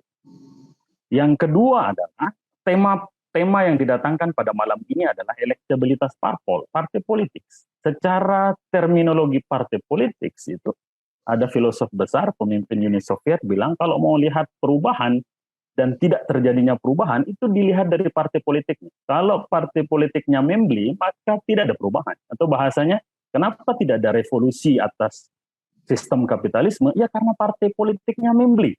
Nanti kita akan ketemu analisis ini untuk menjawab sistem yang nanti akan kita lihat sebagai sistem terbuka dan tertutup. Artinya apa? Menarik sekali kalau ini kemudian kita diskusi panjang mengenai tentang partai politik. Karena berbicara tentang partai politik agak sedikit berbeda nanti hasilnya ketika kita melihat sistem pemilu kita dalam sifat yang terbuka. Kemudian yang ketiga, itu dari ranah akademis saya bisa menanggapi bahwa apresiasi lagi terhadap teman-teman di lembaga survei bahwa hasil survei itu memang harus terbuka. Tidak bisa hanya konsumsi atau pesanan dari satu pihak kemudian di-keep. Tidak. Karena tradisi studi-studi behavioral seperti ini di Amerika misalnya itu dipakai untuk sebagai atau sebagai sole decision, sebagai core decision dari setiap partai untuk menentukan bagaimana kebijakan mempengaruhi pemilih. Jadi ini kalau bisa dibuka saja Mas Miftah dan Pak Yadi. Artinya kalau ada memang media-media seperti Facebook yang bisa membuat ini menjadi diseminasi yang tepat, itu dibuka untuk mereka merefleksikan diri. Apalagi tadi yang mungkin sifatnya sangat subjektif, tapi bagi saya ada angka-angka yang bisa menguatkan itu sebagai objektivitas tadi. Misalnya ada tadi kader yang tidak turun ke daerah dan segala macam. Itu saya rasa harus dipublish, dirilis seperti bagaimana tingkat-tingkat atau negara dengan tingkat demokrasi yang jauh lebih mapan dibanding kita. Ya. Nah, yang keempat yang menarik itu 4 atau kelima ya saya lupa. Yang keempat Mbak Desi dan teman-teman bahwa munculnya kajian-kajian survei seperti ini itu menumbuhkan satu namanya fenomena politik vernakular. Mungkin Bang Joni atau Pak Joni sudah sering dengar. Kita membiasakan diri untuk kemudian berbincang. Politik itu adalah bagian dari kehidupan sehari-hari. Dan itu positif sekali. Jadi ketika kita berbicara tentang politik, tidak lagi berbicara pada dimensi-dimensi yang kemudian di luar tidak kontributif.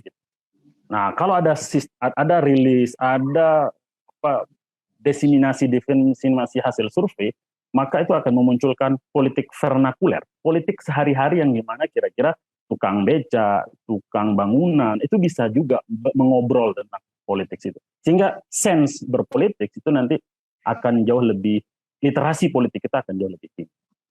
Itu ya, beberapa kajian akademis tentang, saya persingkat supaya nanti ranah diskusinya lebih panjang.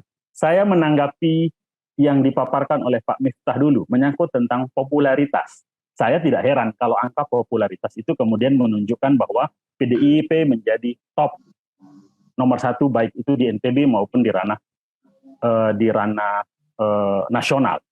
Ada beberapa faktor tentunya, tapi saya menyoroti, mungkin nanti Pak Joni juga bisa menyoroti hal yang lain. Saya menyoroti mengapa kemudian tingkat popularitas ini menjadi sangat tinggi, karena memang di mana-mana dia atau partai atau PDIP menjadi the ruling party atau menjadi partai penguasa. Sehingga apa? Paling tidak komunikasi politik, hegemoninya di ruang publik, momentum-momentum isu itu bisa dipakai untuk mendompleng tingkat popularitas PDIP tadi. Bagaimana kemudian itu dalam konteks NTB? Atau sebelum masuk ke NTB di tingkat nasional, kita sering kemarin hampir berjibaku tentang bagaimana isu PKI itu dimainkan betul sama partai penguasa untuk kira-kira sebagai ajang untuk meningkatkan tingkat popularitas itu sendiri. Dalam isu nasional ya, kita berbicara isu PKI misalnya. Kalau di NTB kita berbicara tentang misalnya pembangunan ekonomi khusus. Bagaimana misalnya MotoGP, kemudian World Superbike, itu juga menjadi panggung politik ya. Banyak filosof yang mengatakan bahwa panggung ekonomi itu menjadi pembangunan ekonomi itu menjadi panggung politik yang seksi, yang sangat menarik untuk dijual. Nah, yang menjual inilah kemudian tokoh-tokoh yang kita sebut sebagai figur-figur yang melekat pada PDIP. Yang ketiga juga, ini menarik. Kalau kita berbicara ada satu filosof atau satu ilmuwan namanya Harvey, bagaimana kita beruang publik. Ruang publik sekarang didominasi oleh kekuatan-kekuatan yang kira-kira tidak jauh dari partai penguasa. Mungkin milenial menyebutnya buzzer. Ruang publik itu kan bergeser pada ranah publik, bukan lagi pada sesuatu yang hanya nyata ya, yang empiris. Tapi ruang publik sudah meluas sekarang. Bahkan internet itu menjadi ruang publik, tidak ada ruang private lagi. Jadi ruang publik yang dimaksud bahwa PDIP atau dalam hal ini partai-partai tiga besar top 3 itu memetik hasil popularitas juga karena kemampuan dia menguasai ruang-ruang publik tadi. Dan yang terakhir tentu kita tidak bisa lihat Jokowi sebagai figur magnet politik, magnet popularitas yang tinggi yang dimiliki oleh PDIP. Kita harus menerima itu sebagai satu kenyataan bahwa Jokowi menjadi bahasanya man of contradiction kalau bahasanya Beck Glenn dan segala macam. Artinya figur-figur yang kemudian menjadi magnet popularitas PDIP. Nah, itu kira-kira untuk menjawab bagaimana PDIP, Golkar, PAN, PKS itu masih di dalam ranah itu karena mereka bagian dari the ruling party, kemudian punya komunikasi politik, mereka menguasai ruang publik dan juga mereka mempunyai tokoh-tokoh sentral dalam magnet politik saat ini. Tapi menyangkut tentang beberapa hal, menyangkut tentang elektabilitas, saya coba men-challenge Mas Miftah dan teman-teman, mungkin saya salah. Karena di dalam beberapa survei, mungkin saya masuk ke elektabilitas, karena waktu ya. Saya masuk ke elektabilitas saja misalnya. Elektabilitas yang membuat saya agak sedikit terlangak ya, tidak dalam posisi yang cukup berani mengatakan bahwa bukan realitas metodologinya ya. Realitas politik ini mungkin agak sedikit berbeda dengan yang saya maklumi. Makanya saya mencoba mengkritisi. Satu contoh, Partai Gelora misalnya tidak masuk di dalam elektabilitas NTB 1 misalnya. Yang dimana kira-kira beberapa hasil survei, kemudian Perindo yang lagi moncer di beberapa lembaga survei, itu juga saya pertanyakan. Nah, pertanyakan karena ada magnet elektoral yang kira-kira masih dipegang teguh oleh TGB. Itu pun dihantam sekali. Baik itu di NTB 2 maupun di NTB 1, apalagi di NTB 2. Hanya 1%. Nah, itu juga menarik bagi saya untuk melihat dua partai politik ini tidak masuk di dalam paling tidak 9 besar atau 8 besar, tapi malah terdegradasi ke papan bawah ya. Oke. Jadi saya kira-kira mau mencoba men-challenge itu Mas Miftah gitu ya. Yang pertama, mungkin saja hal ini dideterminasi oleh bias sistem dengan bias yang disurvei. Artinya apa? Kita sedang menjalankan posisi di mana proporsional terbuka, orang tidak lagi melihat partai, tapi orang melihat figur. Sehingga ketika kita mengukur elektabilitas sebuah partai politik, itu sebenarnya tidak mencerminkan apakah dia akan lolos ke Senayan atau tidak. karena proporsional terbuka. Banyak sekali ini peristiwa yang memperlihatkan figur yang tidak dikenal itu bisa masuk ke Senayan. ABK misalnya di Gerindra, di NTB 2 kemarin, banyak sekali. Atau di DPD misalnya Pak Irzani gitu yang digadang-gadang sebagai tokoh NW itu pun tidak moncer gitu. Padahal dalam tingkat yang tinggi itu punya organisasi basis. Tapi figur menjadi penting. Sehingga ketika kita mengukur elektabilitas, apakah dia akan sebuah partai itu ke Senayan atau tidak, itu mungkin ada missing variabel yang seharusnya muncul di sini adalah tokoh atau figur yang dalam komposisi caleg di partai tersebut. Jadi saya masih belum terlalu yakin bahwa 8 partai yang sudah dirilis sama UMI atau My Institute ini merepresentasikan realitas politik yang ada. Karena memang satu lagi proporsional terbuka itu berbeda jauh dengan proporsional tertutup. Walaupun ini lagi sedang digadang-gadang atau lagi diusahakan di MK. Tapi saran saya sebagai pengamat ataupun juga mungkin yang mengkonsumsi politik, saya rasa mending kita ikut proporsional terbuka saja. Ini terlalu mepet waktunya kalau kita mau merubah itu. Sehingga nanti akan merubah dinamika, bahkan beberapa partai sudah siap. Baik. Mas Alfian, mungkin dipercepat ya? Ya, bisa dipercepat komentarnya, diringkas saja karena waktu kita terbatas. Siap. Oke, saya lanjutkan sistem patron. Mengapa kemudian ini juga tidak berimplikasi? Karena sistem patron itu bukan partai politik sekarang Pak Miftah dan teman-teman, tapi lebih pada figur, sehingga tim sukses figur itu lebih kuat dibanding mesin partai, gitu ya. Dan yang terakhir adalah faktor X pengawasan ya. Nanti kita lihat juga itu bagaimana sistem munisipalitas pasca pemilihan itu bahaya sekali. Bahkan beberapa partai yang tadi tidak dapat kursi karena figur tertentu, kekuatan modalitas bisa berubah sistem pengawasan. Oke. Yang kira-kira sebentar saja, saya minta waktu 2 menit saja, Mbak Desi. Oke, kalau begitu saya akan mengkonfirmasi apa yang dirilis oleh My Institute. Saya tidak men-challenge, tapi saya mengkonfirmasi. Oke, kalau kita pakai data yang dirilis sama My Institute, kira-kira berarti mengapa Perindo dan Gelora itu gagal? Itu kira-kira ini sederhana saja dari saya. Yang pertama adalah, misalnya dalam Perindo, itu berarti bisa, maaf sekali mungkin untuk di Facebook ya, tanpa hard feeling apapun, mungkin ini juga bukti bahwa redupnya karisma TGB di NTB. Karena terlalu sibuk dengan panggung-panggung di luar NTB. Kita mesti tahu sekali panggung politik TGB sekarang sudah naik ke nasional, sehingga di NTB dia cukup tertinggal, cukup meninggalkan itu, atau mendelegasikan ke pihak-pihak yang memang tidak terlalu cukup kuat menggantikan figur TGB itu sendiri. Jadi konsentrasinya lebih ke nasional. Jadi mungkin itu yang membuat Perindo gagal. Kalau Gelora gimana? Kira-kira untuk melihat data yang ada disampaikan oleh My Institute. Nah ini yang saya bilang, orang atau beberapa kalangan di warung kopi memperlihatkan bahwa figur Fahri itu menjadi sangat kuat. Sebenarnya PKS itu adalah partai kader, Mbak Mas Miftah dan teman-teman. Sehingga tidak bisa melihat suara Fahri itu adalah suara Fahriansih. Karena PKS itu partai kader.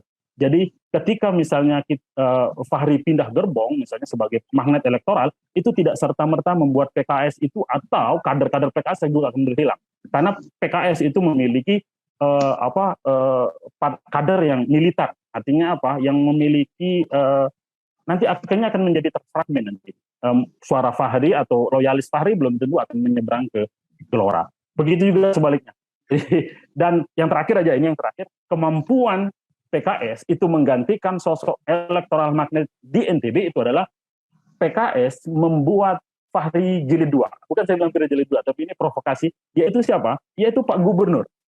Dia identitasnya Sumbawaya, dia juga dari kalangan PKS, dia juga dari kalangan tokoh-tokoh nasional yang populer di nasional, sehingga kemampuan ini yang kemudian membuat Gelora tidak muncul. Kalau kita pakai mengamini data yang ada di My Institute atau OMNI pada malam ini.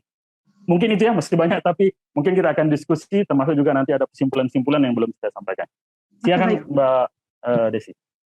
Terima kasih Mas Alfian untuk tanggapannya. Tadi saya garis bawahi bahwa partai politik itu dapat meningkatkan popularitasnya dengan mengembangkan isu-isu seperti itu ya Mas ya, dan juga untuk mengukur elektabilitas partai politik itu tidak bisa digeneralisasikan karena masyarakat itu melihat figur, bukan partai politiknya. Oke, baik. Saya persilahkan kepada Mas Joni untuk berpendapat. Mungkin singkat saja, Mas Joni. Dan saya juga mengingatkan kepada Bapak Ibu yang menyaksikan acara kita pada malam hari ini untuk dapat berpartisipasi melalui kolom chat yang ada di Facebook. Silakan Mas Joni. Baik. Assalamualaikum warahmatullahi wabarakatuh. Terima kasih Mbak Desi. Mas Miftah, Mas Yadi, salam kenal Mas Alfian. Luar biasa sekali. UNRAM ini punya pengamat politik yang sangat baik ya dalam menyampaikan narasi-narasinya. Dan sebenarnya challenge-challenge yang diberikan oleh Mas Alfian tadi sebenarnya menarik untuk menambah dialektika kita pada malam hari ini. Di Sumbawa baru saja selesai hujan deras, cuacanya itu dingin sekali dan syahdu sekali gini ya. Jadi yang bawaannya itu sebenarnya kita ngantuk, tapi diajak berpikir berat-berat ini agak susah juga ini.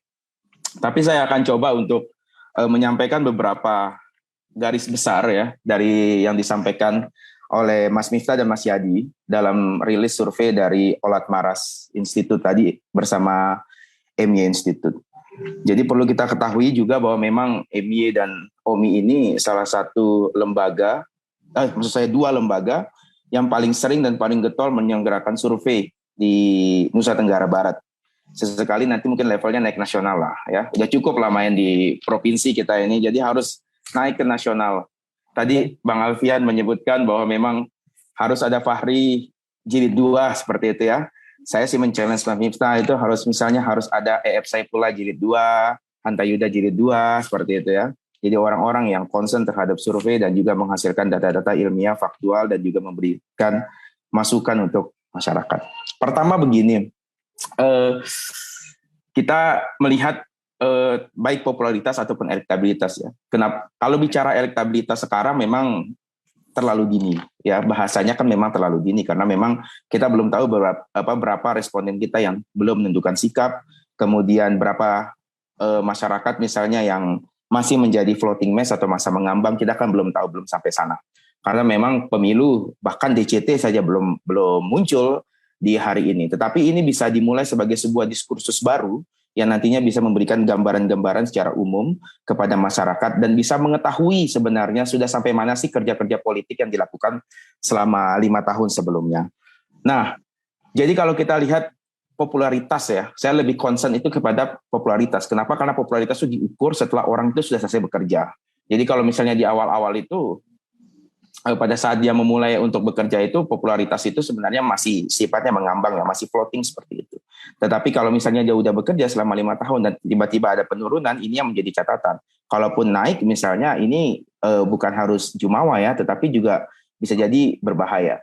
Karena begini, pada dasarnya survei itu hadir ya, itu sesuai dengan kondisi yang terjadi saat ini. Survei memang bisa membaca memang beberapa waktu ke depan, tetapi memang tidak bisa terlalu jauh. Sehingga survei itu harus tetap intens ya. Jadi kalau misalnya terjadi pada hari ini, kalau ada misalnya hal-hal yang berkaitan atau yang sifatnya insidental terjadi di masyarakat, persepsi masyarakat juga akan berubah. Saat ini misalnya masyarakat itu butuh pemimpin yang bisa concern terhadap pembangunan NTB, misalnya begitu. Tapi tiba-tiba di beberapa daerah terjadi banjir, gempa bumi. Maka persepsi masyarakat kemudian berubah. Mereka akan mencari cara atau mencari pemimpin yang bisa menyelesaikan masalah mereka sedini mungkin. Sehingga gambaran OMI pada malam hari ini saya lebih menggarisbawahi pada tataran popularitas. Tadi pertanyaan Mas Alfian itu bagus ya. Kenapa sih partai-partai kecil itu ya dalam hal ini, dalam tanda kutip ini, Gelora dan Perindo seperti itu. Kenapa saya bilang kecil? Bukan maksudnya mengkerdilkan partainya, tidak. Tetapi kan memang dua partai ini belum pernah berada di Senayan seperti itu. Walaupun sebenarnya Perindo sudah pernah ikut pemilu tapi belum mampu untuk lolos. Kemudian Gelora baru mengikuti pemilu pertamanya. Kalau misalnya kita menggantungkan partai hanya pada sosok figur, maka yang terjadi adalah bukan partai kader, tetapi partai massa. Ya, jadi perlu digarisbawahi di sini. Jadi partai massa memang identik dengan figuritas, tapi kalau partai kader tidak boleh ada kader yang lebih besar daripada partai politik. Jadi ini seperti Real Madrid dan Cristiano Ronaldo. Cristiano tidak boleh lebih besar daripada Real Madrid, dan Real Madrid itu harus lebih kuat daripada pemainnya. Jadi tidak boleh ada pemain lebih besar daripada klub. Nah, jadi ini definisi yang paling memudahkan kita untuk memahami perbedaan antara partai massa dan partai kader. Tetapi yang perlu diingat adalah bahwa memang partai-partai yang baru mengikuti pemilu pada saat ini itu, mereka tertantang pada beberapa hal. Pertama itu adalah infrastruktur partai politik itu sendiri. Jadi infrastruktur yang terbangun di setiap daerah, oke, mungkin di Gelora itu ada Fahri Hamzah misalnya ya, kemudian di Perindo, kemudian ada TGB, tetapi apakah kita juga sudah berbicara sampai pada tataran infrastruktur partai yang berada pada tingkatan ranting misalnya. Sementara partai-partai lain yang sudah ikut dalam pemilu sebelumnya, seperti PDI, Golkar, Nasdem, PAN, dan sebagainya, mereka sudah punya basis massa yang kuat, basis elektoral yang kuat, pemilih yang solid, serta tipe budaya pemilih. Nanti akan saya bahas tentang tipe budaya ini, karena ini menarik sekali nih. Tipe budaya pemilih-pemilih yang susah untuk digeser, walaupun ada figuritas yang kuat dari partai lain. Sehingga yang harus dilakukan, ini masukan untuk partai-partai yang baru ikut pemilu, selain hanya mengandalkan figur, dia juga harus bisa memperbaiki infrastruktur politik yang ada di bawahnya. Yang kedua adalah tantangan terbesar dari partai-partai yang baru ikut pemilu ini adalah tim atau soliditas kader. Biasanya kita itu begitu tendensi melihat bahwa begitu ikut pemilu kita merasa ini segala hal ini bisa kita menangkan ya. Karena semua caleg itu mereka maju itu karena mereka yakin bisa menang. Kalau nggak yakin bisa menang, ngapain maju jadi caleg? Kan begitu pertanyaannya. Tetapi meskipun ada beberapa caleg juga yang hanya untuk memenuhi, misalnya affirmative action misalnya ya, kuota perempuan 30%. Biasanya itu tidak semuanya memang keinginan untuk maju seperti itu. Hanya dipasang oleh partai politik untuk memenuhi affirmative action tersebut. Tetapi yang paling digarisbawahi, soliditas kader itu menjadi catatan yang paling penting. Maka beruntunglah partai-partai kader sebenarnya ya, yang memang mengutamakan kaderisasi dibandingkan dengan figuritas yang lebih dominan. Kemudian tantangan berikutnya adalah modal ekonomi, publisitas dan popularitas. Nah ini menjadi penting. Di sini pentingnya Orat Maras Institute misalnya di Provinsi Nusa Tenggara Barat, karena mereka mampu untuk bisa mengukur publisitas dan popularitas kader itu. Kalau modal ekonomi saya nggak usah bahas terlalu jauh, karena bicara modal ini segmennya berbeda lagi. Dia punya pendekatan yang dibahas dengan lebih detail ya, karena memang pendekatan yang paling sering digunakan dalam modal itu adalah pendekatannya Pierre Bourdieu. Bourdieu bilang bahwa memang modal-modal itu ada banyak, modal politik, modal kultural, modal sosial, modal ekonomi, dan kalau dibahas satu-satu mungkin waktu kita terbatas. Nah, tetapi yang menarik adalah ada beberapa partai-partai yang kemudian berhasil menggeser partai-partai lain, dan kita mengidentifikasi itu sebagai bagian dari kekuatan figuritas. Karena memang figuritas ini dia punya beberapa keunggulan. Pertama memang dia memperkuat basis pemilih sosiologis. Jadi begini, psikologi pemilih kita itu banyak, tetapi yang paling sering dibahas itu cuma 3.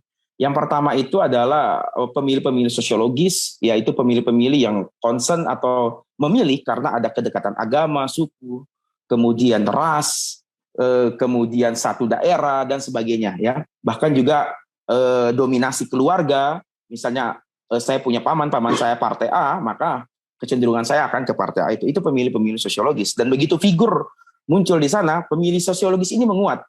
Ya, contohnya itu ya Anies Baswedan itu. Ya, kenapa Nasdem bisa sampai posisi seperti itu ya karena memang figuritas di situ menguat. Pemilih-pemilih sosiologis kita itu kemudian mengarah ke sana. Yang kedua memang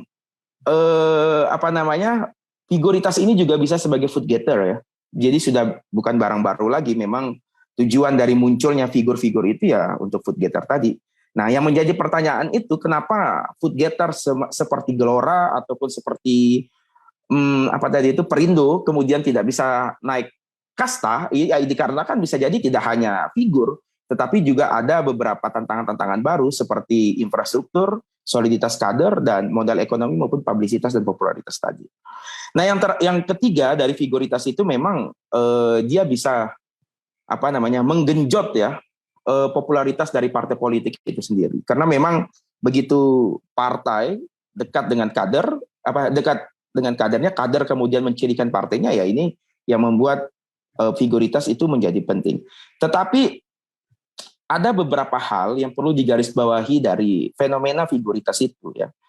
Jadi orang itu memilih figur itu karena dia merasa bahwa figur ini bisa mewakili mereka dalam akselerasi kekuasaan. Contoh misalnya, sekarang kita milih gubernur, kemudian kita memilih jaringan kekerabatan yang ada di situ. Gubernur punya jaringan kekerabatannya itu kemudian menjadi bagian dari pemilu-pemilu berikutnya.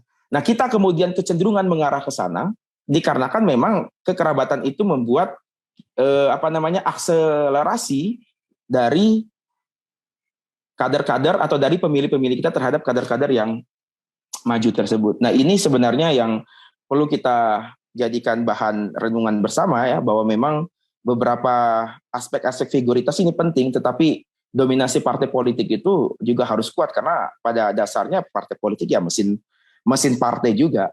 Kemudian berikutnya, tadi sedikit dibahas ya, memang diskusi-diskusi semacam ini harus sering dibahas ini. Ini bagian dari demokrasi deliberatif ya. Jadi kalau demokrasi deliberatif itu bilang bahwa memang setiap orang itu harus punya ruang, terlepas dari ruang apapun. Kalau dia nggak punya ruang, dia harus ciptakan ruang untuk bisa bicara hal-hal semacam ini.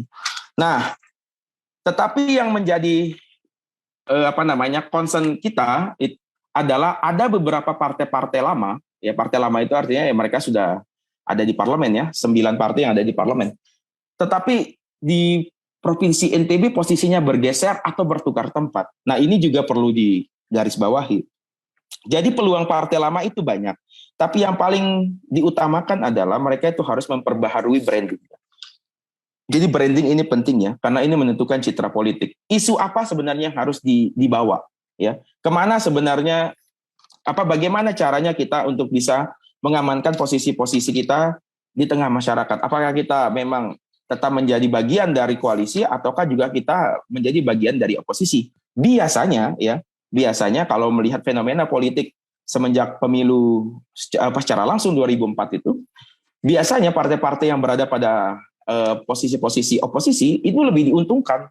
Waktu 2004 pemenang 99-98 kalau saya nggak salah itu ya.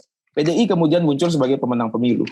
Ya. Kemudian 2004 menempatkan diri sebagai oposisi, Demokrat menang sebagai pemilu dan seterusnya sampai kemudian kita dapatkan hasil-hasil tertentu. Meskipun mungkin kalau pilpresnya kalah ya, tetapi secara partai mereka dapat tempat di sini karena ruang publisitasnya begitu besar. Jadi pemilih-pemilih kita itu, terutama pemilih-pemilih kita yang parokial ya, jadi budaya politik itu kan ada 3 ya. Pertama itu ada pemilih-pemilih parokial atau masyarakat didominasi ya oleh masyarakat tradisional dan jumlahnya besar, ibarat segitiga itu ya, posisi paling bawah itu pemilih-pemilih parokial itu. Nah, pemilih-pemilih parokial itu biasanya pemilih-pemilih yang cenderung keterikatan dengan figur itu begitu besar dan begitu kuat. Saya belum melihat datanya di sini, tapi next time mungkin Mas Miftah bisa menyajikan data itu ya. Terlebih lagi dalam survei ini bisa kita lihat bahwa memang pemilih-pemilih kita itu dominasi oleh masyarakat tradisional. Petani kita itu sampai 43%. Tukang ojek, supir dan lain itu sampai 26% kalau saya nggak salah itu ya. Sehingga pemilih parokial ini besar. Itulah kenapa partai kemudian mengambil figur-figur itu sebagai bagian dari foot getter untuk memenangkan kontestasi di pemilih-pemilih yang parokial tadi itu, pemilih-pemilih yang tradisional tadi. Nah, pemilih-pemilih ya tipikal budaya politik yang parokial, kemudian di atasnya sedikit ada subjek itu tipikal masyarakat kelas menengah ya. Jadi mereka itu mengerti politik tetapi keikutsertaan dalam politik itu rendah. Nah, yang paling puncak segitiga itu pemilih-pemilih elit, masyarakat elit, mereka sadar politik dan mereka tahu suara mereka berharga sehingga mereka keikutsertaan dalam pemilu atau dalam politik itu begitu besar. Nah, budaya-budaya politik seperti itu yang ada pemilih parokial yang paling besar itu, ini kemudian menciptakan sebuah fenomena yang disebut dengan nama patron dan klien tadi itu. Ada patronase dan klientelisme tadi itu.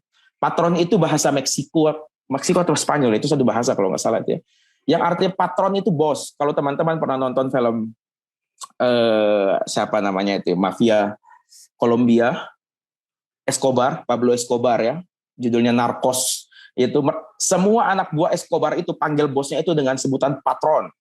Jadi saya kemudian menyadari dan mencari literatur terhadap hal itu. Ternyata inilah dasar asal muasal dari istilah patronase itu. Ada patron dan ada klien tadi itu, patron dan klien.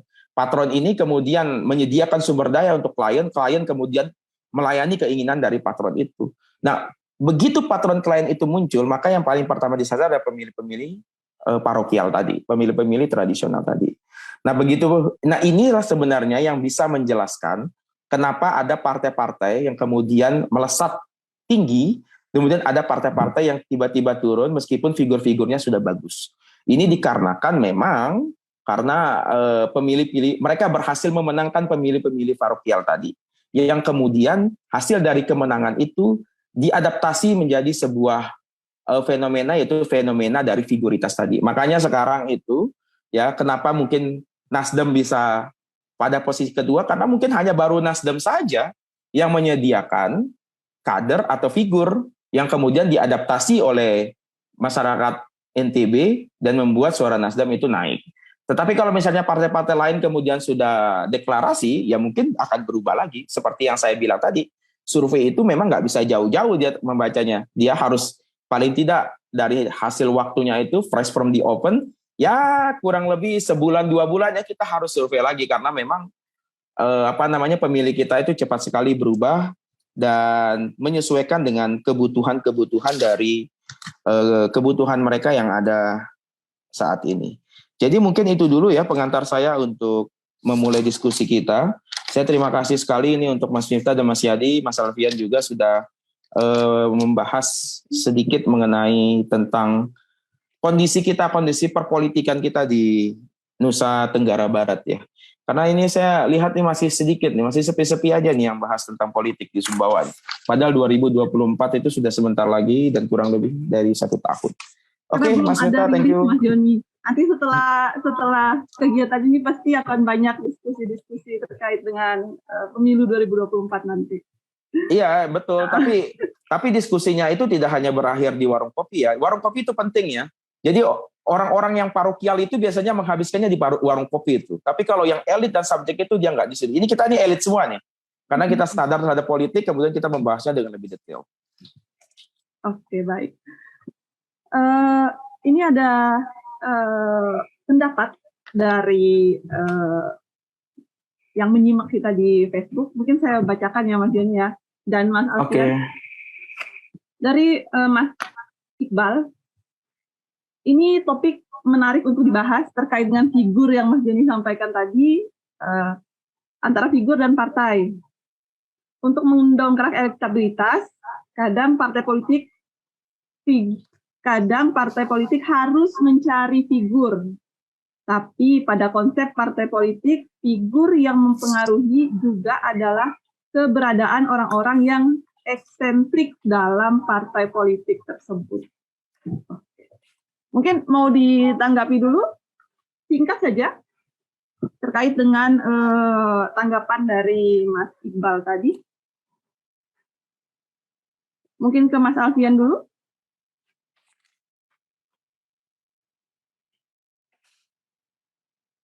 Iya, Mbak Desi ya. Jadi nyangkut tentang figur dan partai politik. Sebenarnya saya dalam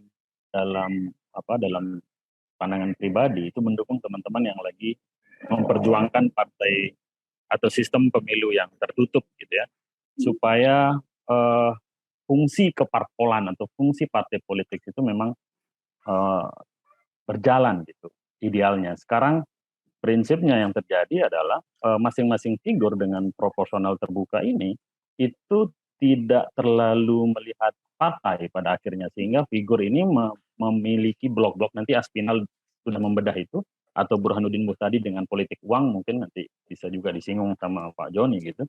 Itu mereka memang membangun basis-basis sendiri tanpa melibatkan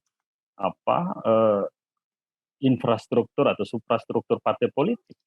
Partai politik hanya kendaraan saja, tapi di dalam merebut konstituen itu kembali lagi pada figuritas dan kemampuan masing-masing calon yang kurang-kurang lebih dari 2 hal. Kalau dia tidak punya, mungkin tadi disinggung juga Bourdieu misalnya, kalau dia tidak punya modal-modal itu, modal simbolik, modal kultural, ya tidak jauh-jauh juga dari modal-modal ekonomi. Mungkin itu realitas dan menurut saya kurang terlalu matching antara sistem itu dengan fungsi partai politik yang akan kita mau bangun gitu ya, mau diidealkan. Dan itu respon singkat saja. Terima kasih Mas Alfian. Mas Joni, mungkin sedikit tanggapan terkait dengan figur. Oke, baik. Sebenarnya kita dilema ya terhadap kondisi-kondisi semacam ini. Di Amerika itu, ini saya sampaikan sedikit ya. Di Amerika itu fungsi ketua parpol itu, ketua partai politik itu kuat sekali, ya. Jadi kalau ada masyarakat misalnya ya, masyarakat yang tidak suka terhadap satu orang anggota partai politik, anggota politik ini lebih takut sebenarnya ya, lebih takut kepada masyarakatnya dibandingkan dengan partai politiknya. Kalau di Amerika ya. Sorry, saya kebalik. Jadi di Amerika itu politisi itu lebih takut kepada masyarakat atau kepada rakyatnya daripada terhadap parpolnya. Jadi ini dikarenakan pada saat masyarakat itu mulai tidak suka terhadap orang-orang yang mewakili mereka, mereka kemudian buat petisi. Nah, petisi-petisi ini yang kemudian dengan cara yang paling sederhana itu bisa mengganti orang dengan waktu yang sesingkat-singkatnya. Jadi dia takut sekali. Takutnya itu dalam artian kalau dia tidak menjalankan tugas dan fungsinya. Nah, di kita ini berkebalikan ya, berkebalikan. Jadi kekuatan ketua parpol itu lebih kuat dan lebih dominan daripada kader-kadernya. Sehingga masyarakat kader ini biasanya lebih takut atau lebih bukan takut deh. Lebih sungkan sebenarnya kepada ketua parpol dibandingkan kepada rakyat. Nah, ini kebalikan dari kita yang ada di US ya. Nah, baik terbuka ataupun tertutup, saya itu sebenarnya turunannya terbuka dan tertutup ada turunan lagi ya. Ada proporsional semi terbuka, ada proporsional semi tertutup. Tertutup itu kalau nggak salah kita kapan ya? 2004 kalau nggak salah. Semi tertutup 2009. Ya, kurang lebih. 2014 kita udah terbuka dan kita sampai hari ini juga sudah terbuka. Jadi memang ada lebih dan kurangnya seperti itu untuk sistem-sistem proporsional seperti itu. Tetapi dari seluruh sistem itu, saya itu paling lebih cocok ya dengan sistem yang sekarang yang 2014 itu, yang 2019 itu, yang sistem Sainlik itu dibagi dengan bilangan pembagi. Kenapa? Karena peran parpol itu ada di situ, peran figur atau peran kader juga ada di situ. Jadi kader itu juga dia harus berjibaku bagaimana memperbesar parpol, dan parpol itu juga harus mencari figur-figur yang bisa membantu dirinya untuk membesarkan diri. Karena di dalam sistem Sainlik itu ya, jadi setiap kader itu dituntut untuk mendapatkan suara yang banyak. Kenapa? Karena suara itu kemudian diakumulasi menjadi suara partai politik. Suara partai politik ini kemudian di-ranking berdasarkan suara terbanyak sampai suara terdikit. Nah, di-ranking berdasarkan jumlah kursi. Taruhlah kursinya 8. Kemudian dibagi dengan bilangan ganjil. Dibagi bilangan 1, 3, 5, dan 7. Nah, kursi pertama dibagi dengan bilangan ganjil yang pertama. Kursi kedua yang sudah dapat kursi, dia dibagi dengan bilangan yang ketiga. Kursi yang selanjutnya itu dibagi masih tetap dengan bilangan 1. Jadi dia sangat merata. Kalau misalnya kita mau pakai yang tertutup, pakai aja cara US. US itu the winner takes all. Jadi siapa yang menang meskipun selisih suaranya 1, dia menguasai seluruh suara secara keseluruhan.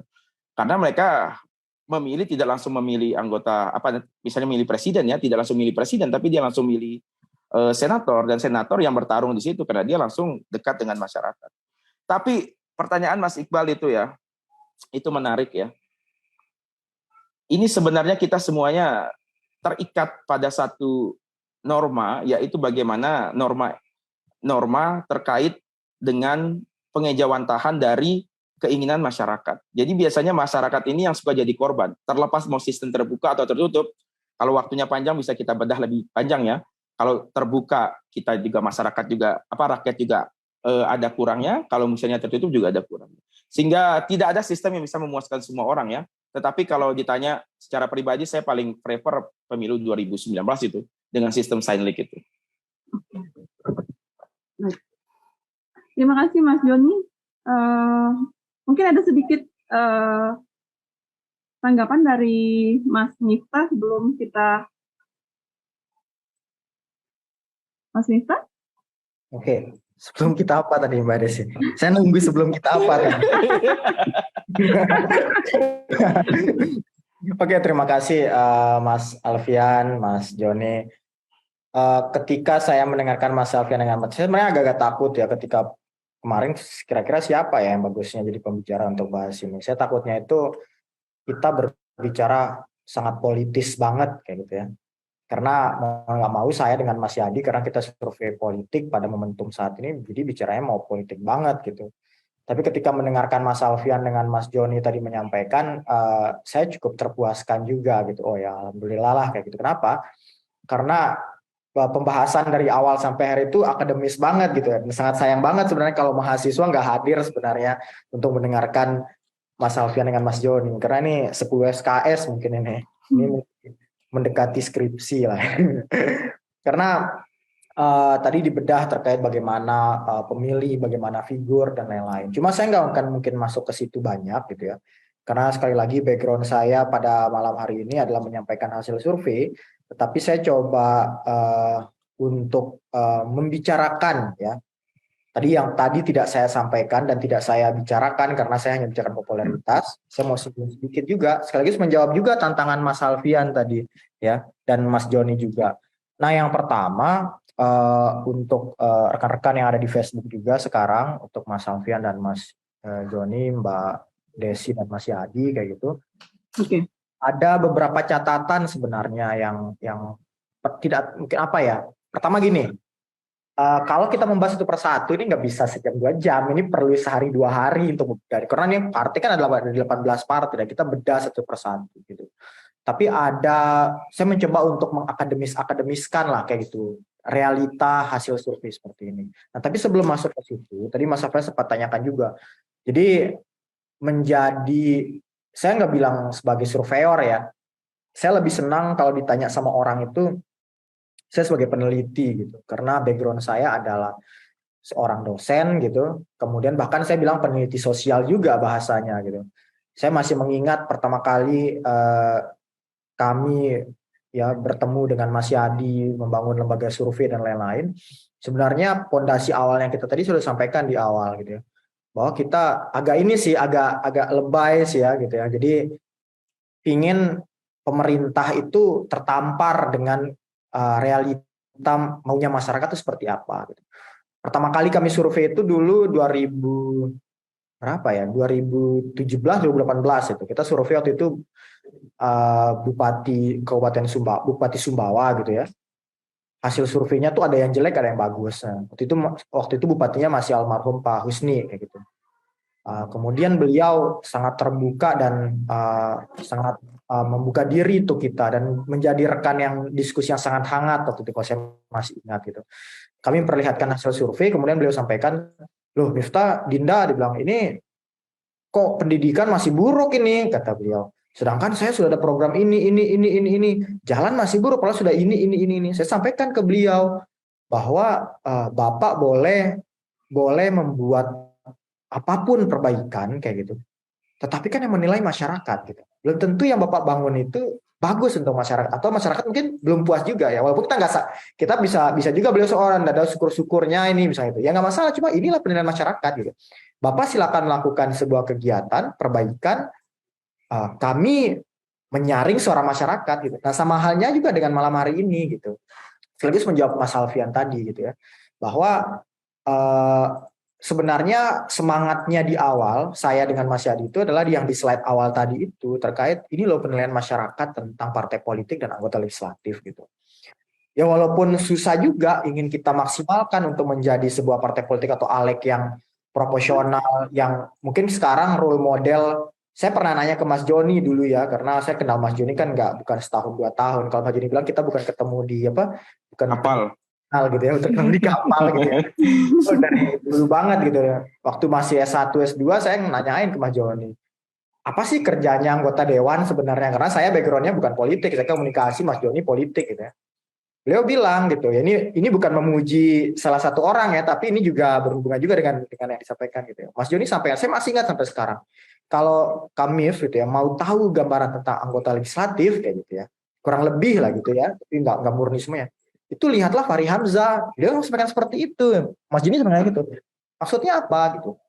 Bersuara untuk masyarakat, walaupun bersuara untuk masyarakat. Bahkan mungkin kalau masyarakat yang di Sumbawa gitu ya atau di NTB dulu dapilnya itu, oh Pak Fahri gini adalah bicara-bicara. Tapi sebenarnya anggota dewan, terutama DPR RI kerjanya itu ya mohon maaf bukan sibuk-sibuk yang ini nomor 3 ini bansos ini kayak gitu. Tapi ada tugas-tugas lain gitu, membawa suara masyarakat dari bawah ke atas ya dan berbicara secara isu nasional kayak gitu. Dan ada tugas-tugas 3 pokok tugasnya itu gitu. Itulah anggota legislatif loh sampaikan. Nah, sekali bukan memuji Pak Fahri ya, tapi seperti itulah gambarannya masuk disampaikan. Nah, kita tertampar juga apakah anggota legislatif di tingkat pusat DPR RI, provinsi dan kabupaten sudah melakukan itu atau tidak gitu. Dan ini penilaian masyarakat. Sebenarnya itu semangat yang ingin kita sampaikan sebenarnya ke publik. Dan saya berharap kenapa saya sampaikan ke admin saya kemarin itu, tolong di-share dong ke semua anggota legislatif yang terpilih. Coba di-share dong ke semua partai-partai politik. Bukan agar kita terkenal, bukan gitu. Ini loh ada PR ini sebenarnya gitu. Masyarakat jangan dianggap bodoh, dibawa, didatangin apa, dikasih apa, akhirnya dipilih ya walaupun emang kayak gitu realitanya, tapi ya ternyata masyarakat juga berbicara, ada juga keinginannya seperti itu. Nggak mau muncul ketika pemilihan saja, perlu ada kader-kader yang menjadi tokoh, entah itu kalau kabupaten menjadi tokoh di kabupaten, anggota DPR kabupaten jadi tokoh di kabupaten, anggota DPR provinsi jadi tokoh di provinsi, menjadi tokoh di nasional, kayak gitu. Mungkin salah satunya Pak Fahri berhasil seperti itu ya kemarin gitu. Kita butuh lagi yang lain-lain. Nah, ini tantangan. Tapi menarik ini partai Pak Fahri kok nggak masuk berapa besar gitu. Nggak masuk 5 besar gitu ya. Nah, pertama saya coba agak cepat sedikit. Mbak Desi mau bisa dipercepat. Oh ya, sorry. Kan ada beberapa pertanyaan di kolom chat. Oke, siap. Yang pertama adalah saya sikat aja ya. Yang pertama adalah ada beberapa yang ingin saya singgung ya. Oh ya, saya mau menjawab pertanyaan Mas Alfian dulu. Intinya kami melakukan survei ini Mas tidak ada background belakang lain-lain dan ini realitas yang realitas yang hasil survei, realitas metodologi yang kami dapatkan. Seperti ini hasilnya kayak gitu. Nah, menariknya itu adalah secara popularitas ternyata memang partai-partai senior masih lebih tinggi kayak gitu. Ya, Mas Joni sempat singgung kita ini adalah apa? Kita ini adalah elit gitu ya. Kita tahu politik, tapi bagaimana? Apakah coba lihat hasil survei. Ternyata ada 43% itu adalah petani, supir ojek 6,6%, buruh 5,6%. Kalau digabungkan itu mendekati 80%. Ada 80% masyarakat di NTB ini yang mereka itu nggak peduli mungkin dengan yang namanya partai politik. Memilih iya, tapi nggak peduli dengan partai politik. Jadi jangan bilang kok saya sering muncul di TV, tapi kok saya nggak terkenal partai saya gitu. Ya mungkin PR-nya di masyarakat, kader-kader di bawah suruh berjalan. Itu jadi tantangan juga. Oh kok ini tokoh yang di nasional menjadi pemegang partai politik kok masih rendah gitu. Ya mungkin tepatnya nggak besar gitu. Mungkin turun ke bawah lagi dan lain-lain. Ini menjadi PR sebenarnya. Ini semacam kayak tamparan aja untuk partai politik yang mungkin di nasional terkenal dan lain-lain, sering muncul televisi, media lain. Tapi di NTB ya ini realitasnya kayak gitu. Nah mungkin dievaluasi. Saya berharap sih nggak ada partai yang ngamuk setelah kami rilis ini ya, tapi mengevaluasi diri sendiri gitu. Nah satu lagi Mbak Desi, mohon maaf sekali lagi sebentar saja gitu. Saya ingin menyinggung dan ingin bertanya ke Mas Judi dan Mas Alfian gitu. Ketika DPR Dapil 1 Sumbawa ini Nasdem nomor 2 ini menarik banget sebenarnya. Karena setelah saya komunikasi dengan Mas Joni, rata-rata baliho-balihonya Nasdem itu dari kabupaten saya provinsi kan fotonya Anies. Apakah ini efek Anies yang sangat tinggi gitu sehingga benar ya beberapa analisa nasional itu Anies itu menggantikan sosok dari Prabowo ketika di 2019 lalu ya, kalau saya 2019 lalu pemilihan gitu. Dan ternyata tinggi banget Nasdem kayak gitu. Ini efeknya tinggi banget kayak gitu. Nah, saya nggak bisa menyinggung semuanya gitu. Dan yang menarik lagi gitu ya, di Pulau Lombok kayak gitu, itu Nasdem bahkan urutan ke-11 yang dulunya itu dapat kursi walaupun urutan terakhir gitu ya, tapi akhirnya urutan ke-11. Ya mungkin bisa 10-11 lah ya, sama buruh sama lah, sama P3 sama lah, P3 juga terhempas gitu. Mohon maaf saya nggak bisa singgung semuanya, tapi Nasdem ini, apakah efek karena Rohmi keluar menjadi ketua DPW dan nggak tahu sekarang mau masuk kemana, apakah ke Perindo mengikuti TGB, ya. Tapi Nasdem itu ternyata efeknya itu besar banget. Nah saya bisa menyimpulkan, terakhir dari saya, menyimpulkan. Saya kalau di data gitu, kurang lebih mendekati lebih dari 50-60 kali, bahkan 80 kali pernah melakukan survei terkait NTB dari tahun 2017 saya dengan Mas Yadi. NTB ini nggak kayak Jawa Timur yang punya kultur satu, kemudian Jawa Barat punya kultur berapa gitu ya dan lain-lain gitu. Nah Sumbawa ini, Sumbawa ini Pulau Sumbawa, Pulau NTB ini itu punya 3 kultur di 3 suku itu. Pulau Lombok dengan kultur ke-NWA-nya. Akhirnya terbukti ketika TGB pindah ke TGB memegang Perindo, ketika Rohmi keluar, saya nggak tahu ya keluar apa enggak ya, tapi katanya sudah nggak jadi ketua DPW kayak gitu, dan isunya itu dimawakan ke Perindo, ya, saya belum tahu apakah benar sudah deal apa enggak gitu. Ternyata Nasdem terpengaruh gitu. Nah di Pulau Sumbawa unik gitu, nggak pengaruh dengan keluarnya Rohmi dan lain-lain dengan NW itu, tapi pengaruhnya itu ke sosok yang di tingkat nasional gitu, karena Anies gitu atau karena apalah kayak gitu. Nah ini bisa menjadi bahan diskusi gitu. Itu yang dari saya Mbak Desi. Kalau menjawab pertanyaan Mas Alfian tadi terkait Perindo dan Gelora kenapa masih rendah, kalau saya sudah menjawab tadi ya, karena kita bicaranya kan se-NTB kayak gitu tadi itu, ternyata memang model apa orang tempat-tempatnya itu pucuk-pucuknya itu berbeda-beda. Pulau Lombok punya kultur sendiri, Pulau Sumbawa punya kultur sendiri seperti itu. Termasuk juga mungkin Dr. Zul karena PKS-nya bagus tuh hipotesanya Mas Alfian. Saya perlu kita analisa lagi tuh kayaknya. Apakah dengan hadirnya Dr. Zul itu bisa menggantikan sosok Fahri Hamzah sehingga PKS tetap kuat dan Gelora itu nggak bisa naik karena Dr. Zulnya itu kuat. Nah ini jadi bahan diskusi juga sebenarnya sekarang. Nggak muncul di survei, cuma jadi bahan diskusi menarik. Itu mohon maaf Mbak Desi, sebenarnya karena banyak banget partainya perlu dibahas ya, jadi saya singgung satu persatu. Silakan. Ya, terima kasih Mas Miftah atas penyampaian pandangannya terkait dengan survei yang sudah dilakukan oleh OMI dan My Institute maksud saya. Baik, di kolom chat ada beberapa pertanyaan yang menyinggung tentang money politik. Seperti yang kita ketahui bahwa money politik ini dapat mengubah seperti itu, dapat mengubah elektabilitas mungkin dari partai politik maupun dari calon ya yang legislatif yang akan mengikuti pemilihan umum di 2024 maupun di pemilihan umum sebelumnya. Nah, bagaimana tanggapan dari panelis kita terkait dengan money politik dan seperti apa sih yang perlu dilakukan oleh masyarakat agar tidak mudah terpengaruh mungkin Mas ya dengan politik-politik kotor yang seperti ini. Mungkin saya persilakan dulu ke Mas Joni. Baik, terima kasih Mbak Desi. Menarik nih pertanyaan dari Mas Iqbal nih ya. Jadi ada 3 poin ya. Pertama tentang politik uang ya, berkembang dan bertumbuh dan perpolitikan kita, pandangan terhadap undang-undangnya, strategi pengawasan efektif dan efisien. Poin kedua saya belum bisa komentar, saya jujur belum saya cek mengenai tentang undang-undang masalah politik uang yang sesuai ya. Jadi setiap orang kan punya spesifikasi dan kepakarannya, jadi saya tidak ekspor di bidang itu, yang poin nomor 2. Tapi yang bidang pertama, nomor 1 dan nomor 3 saya coba jawab. Jadi begini, tipologi psikologi memilih itu kan ada 3. Pertama itu pemilih sosiologis, kedua itu pemilih psikologis, ketiga itu rational choice. Jadi psikologis sudah saya sampaikan tadi, orang itu memilih karena ada kedekatan suku, agama, ras, keluarga, dan sebagainya itu, ada kecenderungan orang kemudian memilih ke sana. Pemilih psikologis itu adalah orang-orang yang melihat bahwa ada kesamaan secara psikologis antara dirinya dengan kandidat tersebut, baik itu dalam bentuk visi misi, ide, gagasan, narasi, dan sebagainya. Itu adalah pemilih-pemilih psikologis. Nah yang ketiga yang menarik, yaitu pemilih-pemilih rational choice, atau pemilih-pemilih yang memperhitungkan untung dan rugi. Nah pada saat kita bergeser yang bukan pemilih sosiologis, bukan juga pemilih psikologis, maka kita kemudian teridentifikasi menjadi pemilih-pemilih rational choice tadi. Jadi kalau kita merasa, kayaknya saya nggak ada kedekatan deh secara sosiologis, bukan keluarga saya, bukan suku saya, bukan tidak satu agama dengan saya, kemudian idenya orang ini biasa aja, visi misinya B aja, begitu ya.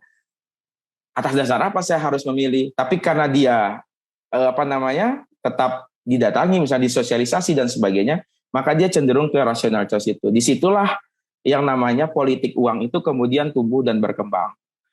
Tentunya seperti kita tahu bahwa memang tumbuh dan berkembangnya politik uang itu tidak ada baik-baiknya terhadap diri kita, karena orang yang memberi uang itu sudah merasa bahwa suara mereka itu sudah dibeli dan tidak ada kewajiban secara elektoral untuk turun lagi ke masyarakat karena memang merasa suaranya udah terbeli. Dan bagi politisi, bagi orang-orang yang melaksanakan hal itu dalam politik ini, itu disebut dengan orang-orang kaum Machiavellianism, ya. Jadi ada pemikir abad menjelang pertengahan ya, Niccolo Machiavelli, dia punya buku judulnya The Prince gitu ya, dan Diskursus judulnya, ada 2 buku itu. Di situ dia bilang bahwa setiap orang itu berkesempatan untuk mendapatkan kekuasaan politik dengan cara apapun, termasuk juga dengan pertumpahan darah. It's okay. Machiavelli mengaminkan hal-hal semacam itu, sehingga politik uang kemudian berkembang dan tumbuh, karena apalagi politisi-politisi yang baca diskursus ya, atau baca tentang The Prince atau sang pangeran itu merasa, wah ini kan kita kan orang-orang Machiavelli, jadi it's okay untuk seperti itu. Cuma memang yang menjadi tantangannya adalah masyarakat kita itu belum tentu membaca buku yang sama dengan apa yang kita baca. Terlebih lagi pemilih-pemilih kita itu parokial, masyarakat tradisional, yang butuh atau yang menginginkan segala sesuatu itu cepat. Jadi kalau misalnya ada kebutuhan ya maunya cepat. Pada saat pertemuan antara keinginan dan tersedianya kebutuhan, disitulah terjadi yang namanya hukum-hukum ekonomi yang berlaku. Jadi memang ilmu politik itu ya tadi sudah disinggung oleh Mas Alfian bahwa memang kalau mau lihat negara itu bagus atau enggak ya lihat partai politiknya. Seperti itu. Jadi itu ya, Mbak Ici, thank you. Bisa ditangkap Mas Joni? Ya, sip. Oke, baik. Mungkin pertanyaan terakhir saya persilahkan kepada Mas Yadi terkait dengan pemilih milenial. Nah, Mas Yadi, apakah bisa mendengar? Halo. Ya, Halo, ini Mas Yadi terkait dengan pemilih milenial tadi ada beberapa pertanyaan, mungkin bisa dijawab. Tadi mohon maaf, tadi isu terkait milenialnya ini seperti apa dulu Mbak Ece? Apakah terkait dengan pemilih milenial itu pernah dilakukan survei sebelumnya gitu terkait dengan tingkat pemahaman mereka, terkait kemudian dengan tingkat pemahaman mereka bahwa pentingnya pemilihan umum ini untuk kemajuan NTB seperti itu, Mas Yadi? Oke, baik, terima kasih sebelumnya Mbak Ece. Wah, kalau kita simak dari awal nih sangat menarik sekali ya sebetulnya perbincangan saat ini, dan sangat tepat sebetulnya untuk teman-teman yang jurusan ilmu politik itu untuk hadir sebetulnya biar semakin banyak dialektika bagaimana realitas di lapangan dengan teori secara teoritikal, secara ideal seperti apa. Ini tuh akan jadi perbincangan sangat menarik sekali ya saya rasa. Nah, baik, sebelum ke situ saya ingin menyampaikan pandangan ya terkait dengan apa yang disampaikan oleh Mas Alfian tadi tentang bagaimana pengaruh TGP dengan Fahrinya. Kemudian saya lebih melihat kepada orang-orang yang berminat untuk mengkaji tentang voter behavior atau perilaku pemilih ya. Jadi kajian tentang perilaku pemilih ini kalau di Eropa atau di Amerika itu sudah populer sejak tahun 1940 ya, atau bahkan sebelum itu, sehingga muncullah apa yang disampaikan oleh Mas Joni tadi itu, muncullah mazhab psikologi atau Paul Lazarsfeld dan kawan-kawan yang mengkaji tentang aspek sosiologis pemilih. Kemudian di tahun 1950 kemudian muncul August Campbell dengan model psikologinya, dan kemudian muncul Anthony Downs dengan model pilihan rasionalnya saat itu. Dan ini tidak sedikit menjadi rujukan atau kiblat orang-orang di political science untuk mengkaji, membaca ya bagaimana perilaku pemilih masyarakat di berbagai negara. Nah, menariknya di sini karena kebetulan kemarin itu saya concern untuk meneliti tentang perilaku pemilih, dan sepertinya di NTB itu bukan minim sih, kalau ada di bawahnya minim itulah kondisi tingkat penelitian kita, ketertarikan penelitian kita di bidang perilaku pemilih ya. Padahal ya dalam konteks negara demokrasi itu ya tidak ada yang bisa menafikan kalau masyarakat itu adalah bagian yang esensial dari proses tersenggalanya proses pemilu itu sendiri. Dan ternyata kita di NTB ya, entah mungkin di jurusan-jurusan ilmu politik mungkin yang masih sangat minim ya untuk mengkaji gimana sih perilaku memilih masyarakat di NTB. Nah, dan tentu kita tidak bisa generalisasikan ya perilaku memilih seseorang itu, masyarakat itu di berbagai wilayah secara nasional akan berbeda di NTB, kemudian di dalam NTB ini ada berapa kabupaten kota gitu. Ini tidak menutup kemungkinan setiap daerah atau kabupaten itu memiliki perilaku pemilih masing-masing seperti itu. Nah, jadi mungkin ini ke depan mungkin tantangan kita sebagai peneliti, sebagai akademisi yang konsen di ilmu politik bisa mengkaji lebih dalam lagi ya tentang bagaimana perilaku pemilih di NTB.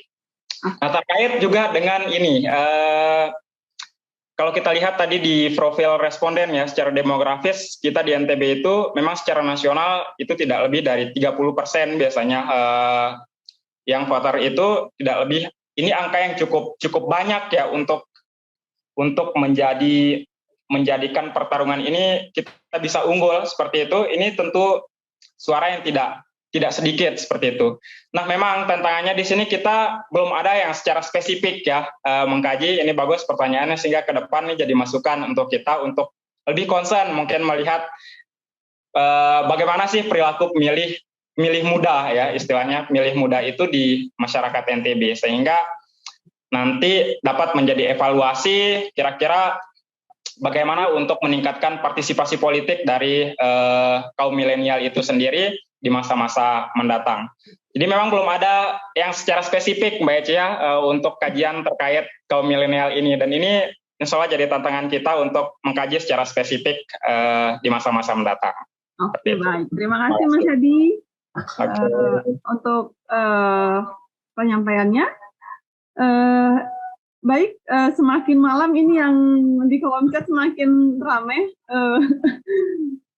Mas-mas penyaji dan panelis, mungkin terakhir saya persilahkan kepada Mas Alfian untuk memberikan sedikit tanggapan terkait dengan money politik dan mungkin closing statement terkait dengan apa yang sudah kita diskusikan pada malam hari ini.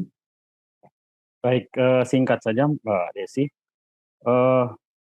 Banyak scholar, Set dan teman-teman mengungkapkan bahwa kalau mau berdemokrasi harus kenyang.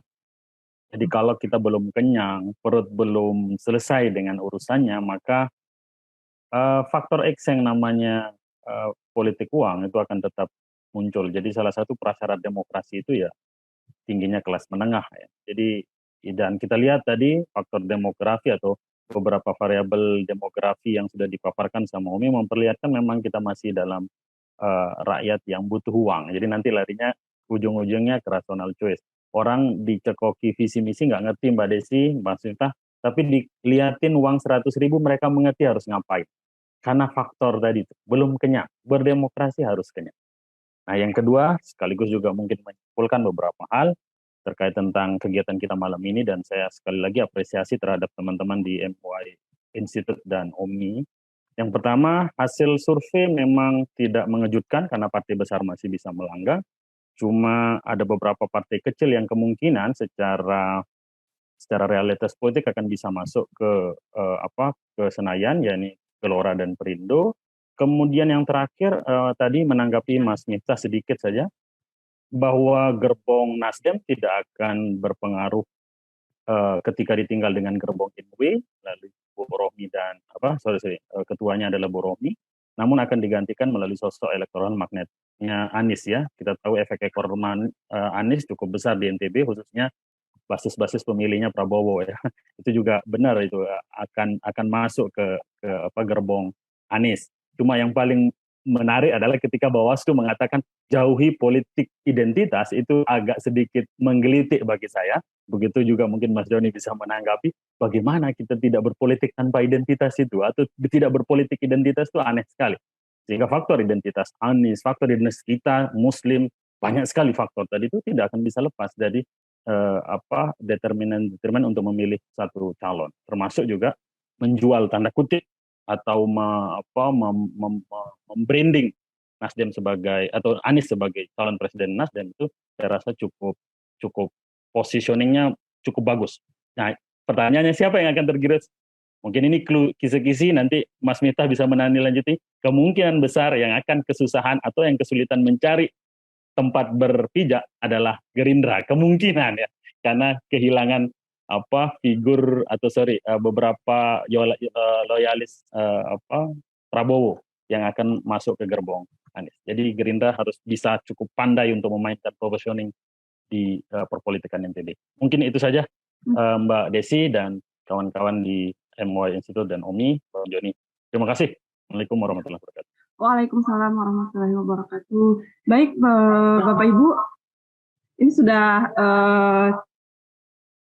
melebihi waktu yang sudah kita tetapkan. Saya mengucapkan terima kasih kepada penyaji, ada Mas Miftah dan juga Mas Yadi, dan juga panelis. Saya sampaikan terima kasih kepada Mas Alfian dan Mas Jody. Terima kasih Bapak Ibu yang telah menyaksikan kegiatan kami pada malam hari ini. Semoga apa yang kita diskusikan dapat menjadi bekal mungkin ya bagi partai politik peserta pemilu di tahun 2024 mendatang. Baik Bapak Ibu, saya Desi mohon izin pamit. Wassalamualaikum warahmatullahi wabarakatuh. Waalaikumsalam. Terima kasih Mas Alfian, Mas Joni. Siap. Sama-sama. Mas Yadi. Saya undur diri dulu. Siap. Assalamualaikum. Waalaikumsalam. Waalaikumsalam.